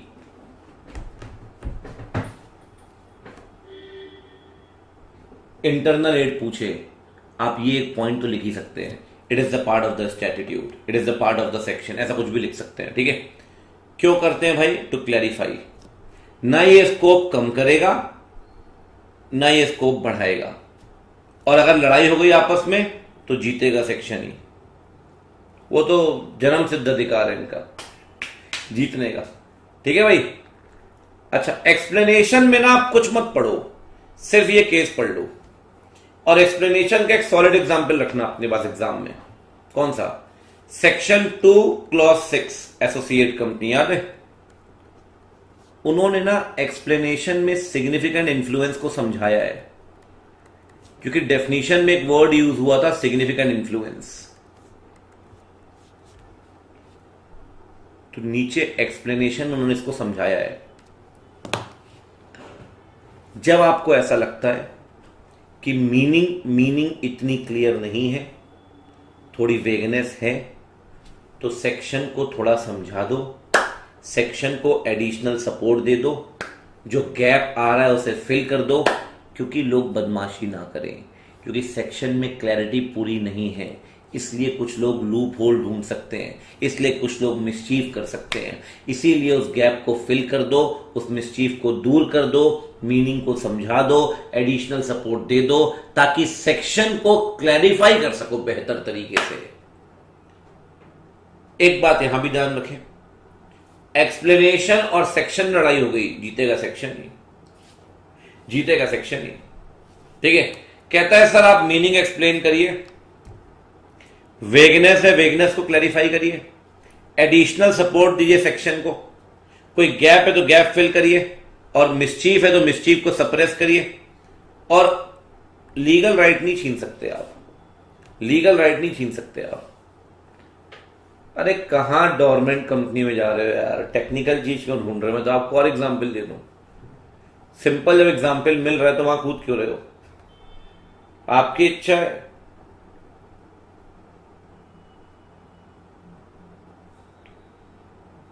ठीक है जी, चलिए आगे बढ़े। स्केड्यूल तो बहुत सिंपल है यार, पढ़ा होगा ना आपने कंपनी डेक के अंदर, schedule 3, schedule 2, schedule 4, schedule 7 CSR का, schedule 2 depreciation, schedule 3 P&L balance sheet का फॉर्मेट है, तो एक्ट का ही पार्ट, सेक्शन का पार्ट नहीं है, एक्ट का पार्ट है। और स्केड्यूल और सेक्शन लड़ गए आपस में, जीतेगा सेक्शन ही। ये बवाल है सर। हाँ जी, अगर कोई इनकंसिस्टेंसी आ जाए स्केड्यूल और एक्ट के बीच में, जीतेगा एक्ट ही, और ये एक्ट का ही पार्ट है, सेक्शन का पार्ट मत लिख देना इसको। एक और इंटरनल एड है बड़ी सिंपल सी।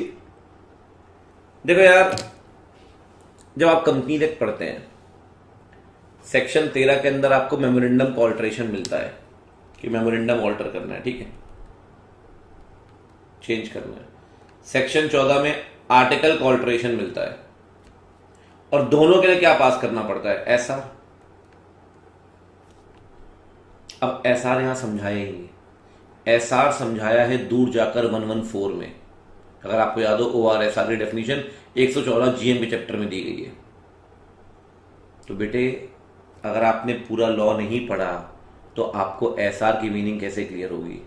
और अगर एसआर की मीनिंग ही क्लियर नहीं है तो यहां एसआर को समझ कैसे पाओगे?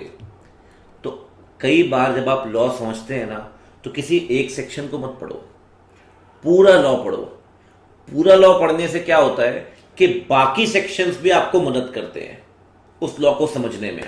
बाकी सेक्शंस जब आपकी हेल्प करेंगे तो आपको क्लैरिटी ज्यादा मिलेगी।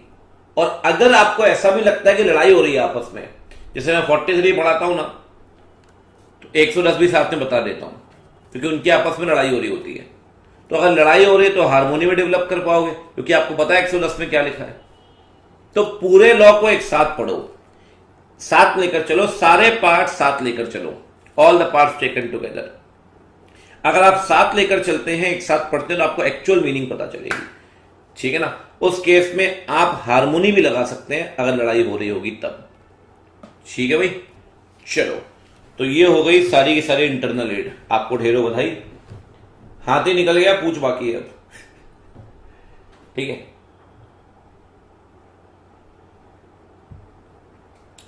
चलिए,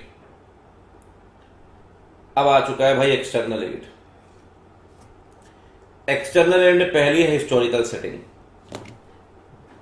कोई भी लॉ आप पढ़ते हैं तो ना आप उसकी हिस्ट्री में जाते हैं, वो लॉ क्यों बनाया गया।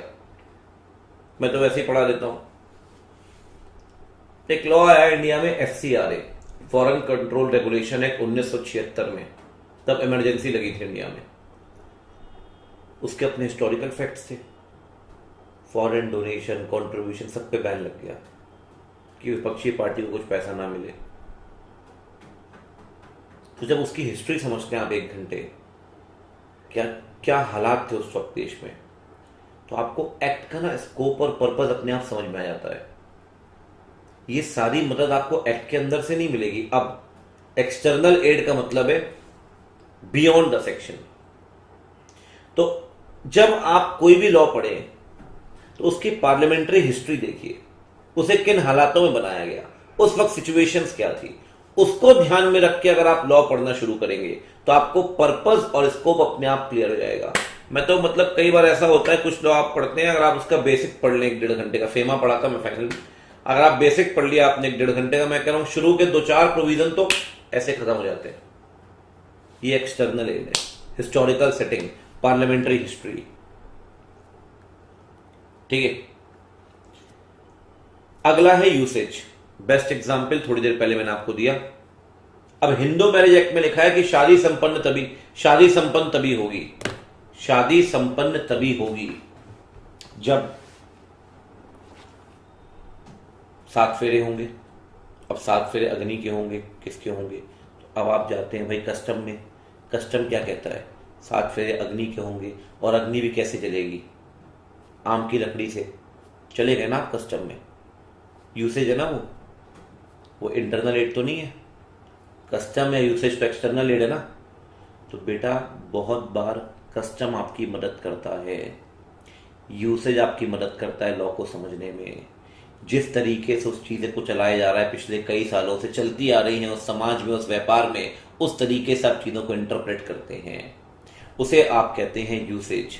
आकांक्षा जो आप पूछ रहे हैं ना कॉन्टेम्पोरेरी एक्सपोजिटियो, बेटे वो वहां नहीं लगाना आपको, कॉन्टेम्पोरेरी एक्सपोजिटियो यहां लगाना है। अगर आपसे इंस्टीट्यूट पूछ ले आपका यूसेज का क्वेश्चन, तो बिल्कुल बेफिक्र होके कॉन्टेम्पोरेरी एक्सपोजिटियो, एक लैटिन मैक्सिम ये लगाओ कि जैसे इतने सालों से चीजें चली आ रही हैं, मानी जा रही हैं, वैसे ही आज भी मानेंगे। और दूसरा आप लगाएं ये वाला, ठीक है। तो कहते हैं जब कई बार मीनिंग क्लियर नहीं होती, डाउटफुल होती है, तो हम देखते हैं सर कि कैसे वो मीनिंग मानी जा रही है पिछले कई सालों से सोसाइटीज के अंदर। सॉरी, ठीक है। चलिए आगे बढ़ते हैं सर। अगला है कंसोलिडेटिंग स्टैट्यूट और प्रीवियस लॉ। बेस्ट एग्जांपल है पुराना कंपनीज एक्ट और नया कंपनीज एक्ट। पुराना कंपनीज एक्ट हो गया प्रीवियस लॉ, नया कंपनीज एक्ट हो गया कंसोलिडेटिंग स्टैट्यूट। जब आप नया कंपनीज एक्ट पढ़ते हैं ना, तो आपके सामने एक टर्म आता है शेयर वारंट। लेकिन जब डेफिनेशन ढूंढते हैं, डेफिनेशन नहीं मिलती पूरे एक्ट में, क्योंकि शेयर वारंट वर्ड ना यहां डिफाइंड ही नहीं है। शेयर वारंट दिया है वो पुराने कंपनीज एक्ट में। तो शेयर वारंट को समझने के लिए आप जाते हैं पुराने कंपनीज एक्ट में। कई बार ऐसी चीजें नए एक्ट के अंदर नहीं होती, तो उसको समझने के लिए प्रीवियस लॉ को रेफर करना पड़ता है। प्रीवियस लॉ 1956, कंसोलिडेटिंग स्टैट्यूट 2013, ठीक है, रिफर द ओल्ड एक्ट। ये एक दमदार कंसेप्ट है। अब अगले 2-3 थोड़े दमदार हैं। एक एनालॉगस एक्ट, ये समझना। एक है आईपीसी, और एक है सीआरपीसी। आईपीसी 1860 का है, सीआरपीसी 1973 लागू है भारत में। आप क्राइम कर देते हैं, आपको 302 के अंदर मर्डर की पनिशमेंट होगी, आप जेल जाएंगे सर। लेकिन आप अरेस्ट कब होंगे, आपकी चार्जशीट कब बनेगी, आपको कोर्ट में पेश कब करेंगे, आपको बेल के आधार में मिलेगी, कितने टाइम की पुलिस कस्टडी है, कितने टाइम की जुडिशियल कस्टडी है, ये सारी बातें पता है कहां लिखी हैं? सीआरपीसी में, code of criminal procedure, code of criminal procedure. और आईपीसी कहता है ये उम्र कैद है आपको। अब ये दो अलग अलग लॉ हैं, लेकिन है एक ही चीज को लेकर। जब ये दो अलग अलग लॉ हैं लेकिन एक ही चीज को लेकर है, तो हम इसे कहते हैं they are pari materia, relating to same thing. तो भले ही एक 1860 में बना है और एक 1973 में, हम जब इन्हें पढ़ेंगे तो हम इन्हें वन कंपोजिट एक्ट मानकर पढ़ेंगे, that they are the part of one composite act. उससे क्या होगा, एक एक्ट दूसरे को एक्सप्लेन करेगा, दूसरा पहले को एक्सप्लेन करेगा। तो भले ही ये अलग अलग ईयर्स में बने हैं, but they will be considered as the part of one composite act. इसमें क्या होगा कि एक एक्ट दूसरे को एक्सप्लेन करेगा और दूसरा एक्ट पहले को एक्सप्लेन करेगा। ये एनालॉगस एक्ट्स होते हैं। अच्छा एक बात बताओ, अगर इन दोनों में कॉन्फ्लिक्ट आ गया तो जीतेगा कौन? अगर इन दोनों में कॉन्फ्लिक्ट आ गया ना, तो बाद वाला जो बाद में आया है या जो बाद में अमेंड हुआ है, वो पहले वाले के ऊपर ओवरराइड कर जाएगा। अगर इन दोनों में कॉन्फ्लिक्ट आ गया तो ध्यान रखना बच्चे, if there is discrepancy to the later act it modified the there one, ये मान के चलते हैं। ठीक है जी, चलिए ये हो गया एनालॉगस। आगे बढ़ते हैं। डिक्शनरी डेफिनेशन में 3-4 बातें ध्यान रखना और फिर फॉरेन डिसीजंस हैं। पहले बता देता हूं, डिक्शनरी डेफिनेशन बहुत फेवरेट चल रहा है आजकल इंस्टीट्यूट का। इसमें 4 बातें आप लिख सकते हैं, बड़ी सिंपल सी। अगर एक्ट में अपनी डेफिनेशन नहीं है तो आप डिक्शनरी डेफिनेशन रेफर करिए। अगर अपनी खुद की डेफिनेशन नहीं है तब, ठीक है, तो आप डिक्शनरी डेफिनेशन रेफर करिए। चलिए देखो, अरे पढ़ लो रे, वो तो आपके लिए रेफर करता हूं, आपको पता है, ठीक है। दूसरी बात, जब आप डिक्शनरी में जाते हैं तो डिक्शनरी में ना एक वर्ड की कई मीनिंग्स होती हैं, पता है आपको, सिनोनिम्स होते हैं। एक वर्ड की कई मीनिंग्स होती हैं। अगर एक वर्ड की कई मीनिंग्स हैं तो द मोस्ट सुटेबल मीनिंग देखें आप, और मोस्ट सुटेबल मीनिंग देखते वक्त नोसाइटर एंड सॉइस का ध्यान रखिए। मतलब plant and flower, plant and machinery. तो जब प्लांट की मीनिंग देखने के लिए गए तो डिक्शनरी में फैक्ट्री भी दी थी प्लांट की मीनिंग और पौधा भी दिया था। तो मोस्ट सुटेबल मीनिंग कौन सी होगी? पौधा, अगर फ्लावर के साथ लिखा है तो। वन डिराइव, ये लाइन जरूर लिखना, नोसाइटर सॉइस की एक लाइन है, one derive colour from the other, one derive colour from the other, ठीक है ना। तो अगर डिक्शनरी में मल्टीपल मीनिंग्स दिए हैं तो मोस्ट सुटेबल मीनिंग देखिए, मोस्ट सुटेबल। एक बात और, अब एक बात बताओ, आपके एक्ट में कोई डेफिनेशन नहीं है, ठीक है। अब आपके सामने 2 चीजें हैं, या तो परी मटेरिया में चले जाओ, परी मटेरिया मतलब एनालॉगस एक्ट में, आईपीसी सीआरपीसी, और दूसरा डिक्शनरी में चले जाओ। आप किसको प्रायोरिटी देंगे? अगर आपके एक्ट में खुद की डेफिनेशन नहीं, खुद की डेफिनेशन होती तो इंटरनल एड होती, लेकिन वो है ही नहीं, तो अब एक्ट से बाहर जाना पड़ेगा। अब एक्ट से बाहर जाओगे तो एनालॉगस एक्ट है, और डिक्शनरी किसको प्रायोरिटी मिलेगी? परी मटेरिया को, डिक्शनरी को। विच विल बी प्रिफर्ड, परी मटेरिया और डिक्शनरी? अगर आप एक्ट से बाहर जा ही रहे हो तो बेटे परी मटेरिया को प्रेफरेंस देंगे, ना कि डिक्शनरी को। बात आ रही है समझ में? Pari materia must be provided the priority, not the dictionary, not the dictionary.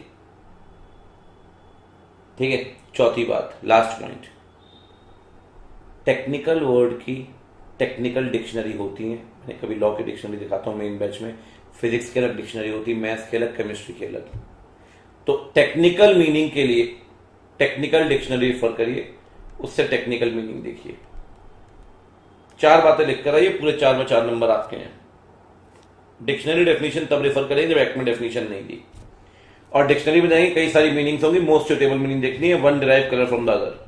और अगर एक्ट में डेफिनेशन नहीं है तो परिमटेरिया और डिक्शनरी दोनों है, तो परिमटेरिया को रेफर करेंगे, और टेक्निकल मीनिंग के लिए टेक्निकल डिक्शनरी रेफर कर लेंगे। ठीक है। चलिए जी, last point, use of foreign decision. ये तो आप बचपन से पढ़ते आ रहे हैं, Balfour versus Balfour, Carlill versus Carbolic Smoke Ball Company. 3 बातें ध्यान रखना, हम ऐसे किसी भी कंट्री का डिसीजन मांग सकते हैं जिसका लीगल सिस्टम और हमारा लीगल सिस्टम कॉमन है, which is sharing the common jurisprudence system with hours. अगर इंग्लैंड का और हमारा लीगल सिस्टम सेम है तो उसका केस मानेंगे हम, अगर यूएस का अलग है तो नहीं मानेंगे हम। पहली बात। दूसरी बात, अगर आप फॉरेन डिसीजन रेफर करते हैं तो इंडियन लॉ को मत भूल जाना मेरे दोस्त, फॉरेन डिसीजन इंडियन लॉ को ओवरराइड नहीं करेगा। फॉरेन डिसीजन को रेफर करते वक्त the prime importance must be given to the Indian statute. और तीसरी बात, अगर इंडियन डिसीजन से चीजें समझ में आ सकती हैं तो फॉरेन डिसीजन बेकार है। अगर राजलक्ष्मी देवी और भूतनाथ या आपका लालमन शुक्ला वर्सेस गौरी दत्त या धर्मोदास और मोहरी बीबी आपकी मदद कर रहे हैं तो आपको बाहर जाकर पीटर और पैरी का या कैरी और नैन्सी का केस पढ़ने की जरूरत नहीं है। ये तीसरी बात है। ठीक है। यूज ऑफ फॉरेन डिसीजंस, उनका रेफर करिए जिसकी सेम सिस्टम ऑफ ज्यूरिस्प्रूडेंस है हमारे साथ, और अगर आप रेफर करते हैं तो prime importance must be given to the Indian statute. और तीसरी बात इसमें लिखी नहीं, आप लिख सकते हैं कि अगर इंडियन स्टैट्यूट को आप मदद दे सकते हैं तो फॉरेन स्टैट्यूट में जाने की जरूरत नहीं है। Deed and document. Deed document मैं आपको बता चुका हूं स्टार्टिंग में, डीड का मतलब क्या, डॉक्यूमेंट का मतलब क्या। ठीक है, बस मेरी 2-3 बातें सुन लो ढंग से, खत्म हो गया, बस 2 मिनट कंटेंट बाकी है। पहली बात, जैसा कोई भी डॉक्यूमेंट पढ़िए आप, कोई भी डीड पढ़िए, उसके अपने 2-3 सिद्धांत है। आप मेमोरेंडम पढ़ रहे हैं, आप आर्टिकल पढ़ रहे हैं, ठीक है। हाँ, जैसे मिनट्स ऑफ मीटिंग है तो मीटिंग के मिनट्स भी डॉक्यूमेंट है। क्या देखोगे? मेमोरेंडम आर्टिकल है, डॉक्यूमेंट है, डीड है, क्या देखोगे? सबसे पहले किन पार्टीज ने डॉक्यूमेंट बनाया है वो देखो, वो कितने पढ़े लिखे हैं वो देखो। तीसरी बात, पूरा डॉक्यूमेंट पढ़ लो, पूरा। कई बार क्या होता है, अब मेमोरेंडम में मान लेते हैं फाइनेंशियल ईयर की मीनिंग दी गई है ऊपर, पूरे डॉक्यूमेंट में सेम मीनिंग होगी। अगर सेपरेट मीनिंग नहीं दी तब, तो अगर एक जगह मीनिंग दी है तो सेम मीनिंग मानेंगे बाकी सब जगह पे। ठीक है। दूसरी बात, अगर कॉन्फ्लिक्ट आ जाता है तो कॉन्फ्लिक्ट को यहां भी दूर करना है। अगर कॉन्फ्लिक्ट दूर नहीं होता, यहां उल्टी कहानी है, पहले वाला दूसरे वाले के ऊपर ओवरराइड करेगा। स्टैट्यूट में उल्टा था, बाद वाला पहले वाले के ऊपर, यहां पहले वाला बाद वाले के ऊपर ओवरराइड करेगा। तो ध्यान रखना, पूरा डॉक्यूमेंट पढ़िए। आप देखिए पार्टी कितनी पढ़ी लिखी है, वर्ड की पूरे डॉक्यूमेंट में सेम मीनिंग होगी। अगर अलग मीनिंग नहीं दी गई तब, अलग मीनिंग दी गई तो अलग मीनिंग मानिए। और अगर कॉन्फ्लिक्ट है तो कॉन्फ्लिक्ट को दूर करिए। अगर कॉन्फ्लिक्ट दूर नहीं कर सकते तो पहले वाला बाद वाले को ओवरराइड कर जाएगा। और एक आखिरी बात, मान लेते हैं आर्टिकल में 200 बातें लिखी हैं, 2 बातें इनवैलिड है और 198 वैलिड है। सर अगर ये अलग हो सकती है ना तो ये वॉइड है और ये वैलिड है। या फाउंडेशन में पढ़ते हैं, if the invalid clause can be separated, तो ये वॉइड है और बाकी वैलिड है। लेकिन अब एक बात मानो, 200 में जो 2 इनवैलिड है ना, वो फाइनेंशियल ईयर है एक, और एक फाइनेंशियल स्टेटमेंट है। दोनों की जो डेफिनेशन है ना वो अगेंस्ट कंपनीज एक्ट है। तो आर्टिकल कभी भी कंपनीज एक्ट से बड़ा नहीं हो सकता, सेक्शन 6 कहता है। अगर फाइनेंशियल ईयर और फाइनेंशियल स्टेटमेंट की मीनिंग ही गलत लिख दिया आपने, तो सर उसे सेपरेट कैसे करोगे? हर दूसरे क्लॉज में तो फाइनेंशियल स्टेटमेंट और फाइनेंशियल ईयर वर्ड यूज हुआ है। अगर invalid clause is an integral part which can not be separated, तो पूरा का पूरा आर्टिकल क्या हो जाएगा? Void. If you can not separate the invalid from valid, then the whole document will be void. Otherwise if you can separate, तो पूरा document void नहीं बनेगा, इट विल रिमेन वैलिड। ठीक है जी, ये चैप्टर खत्म हो गया और मुझे लगता है एग्जैक्ट 2 घंटे लगे होंगे इंक्लूडिंग ब्रेक, 1 घंटे 55 मिनट। ठीक है, तो ये हो गया जी डन आपका। 3 एक्ट हो गए हैं आपके, 3 चैप्टर हो चुके हैं, नेगोशिएबल, जीसी और इंटरप्रिटेशन। ठीक है जी।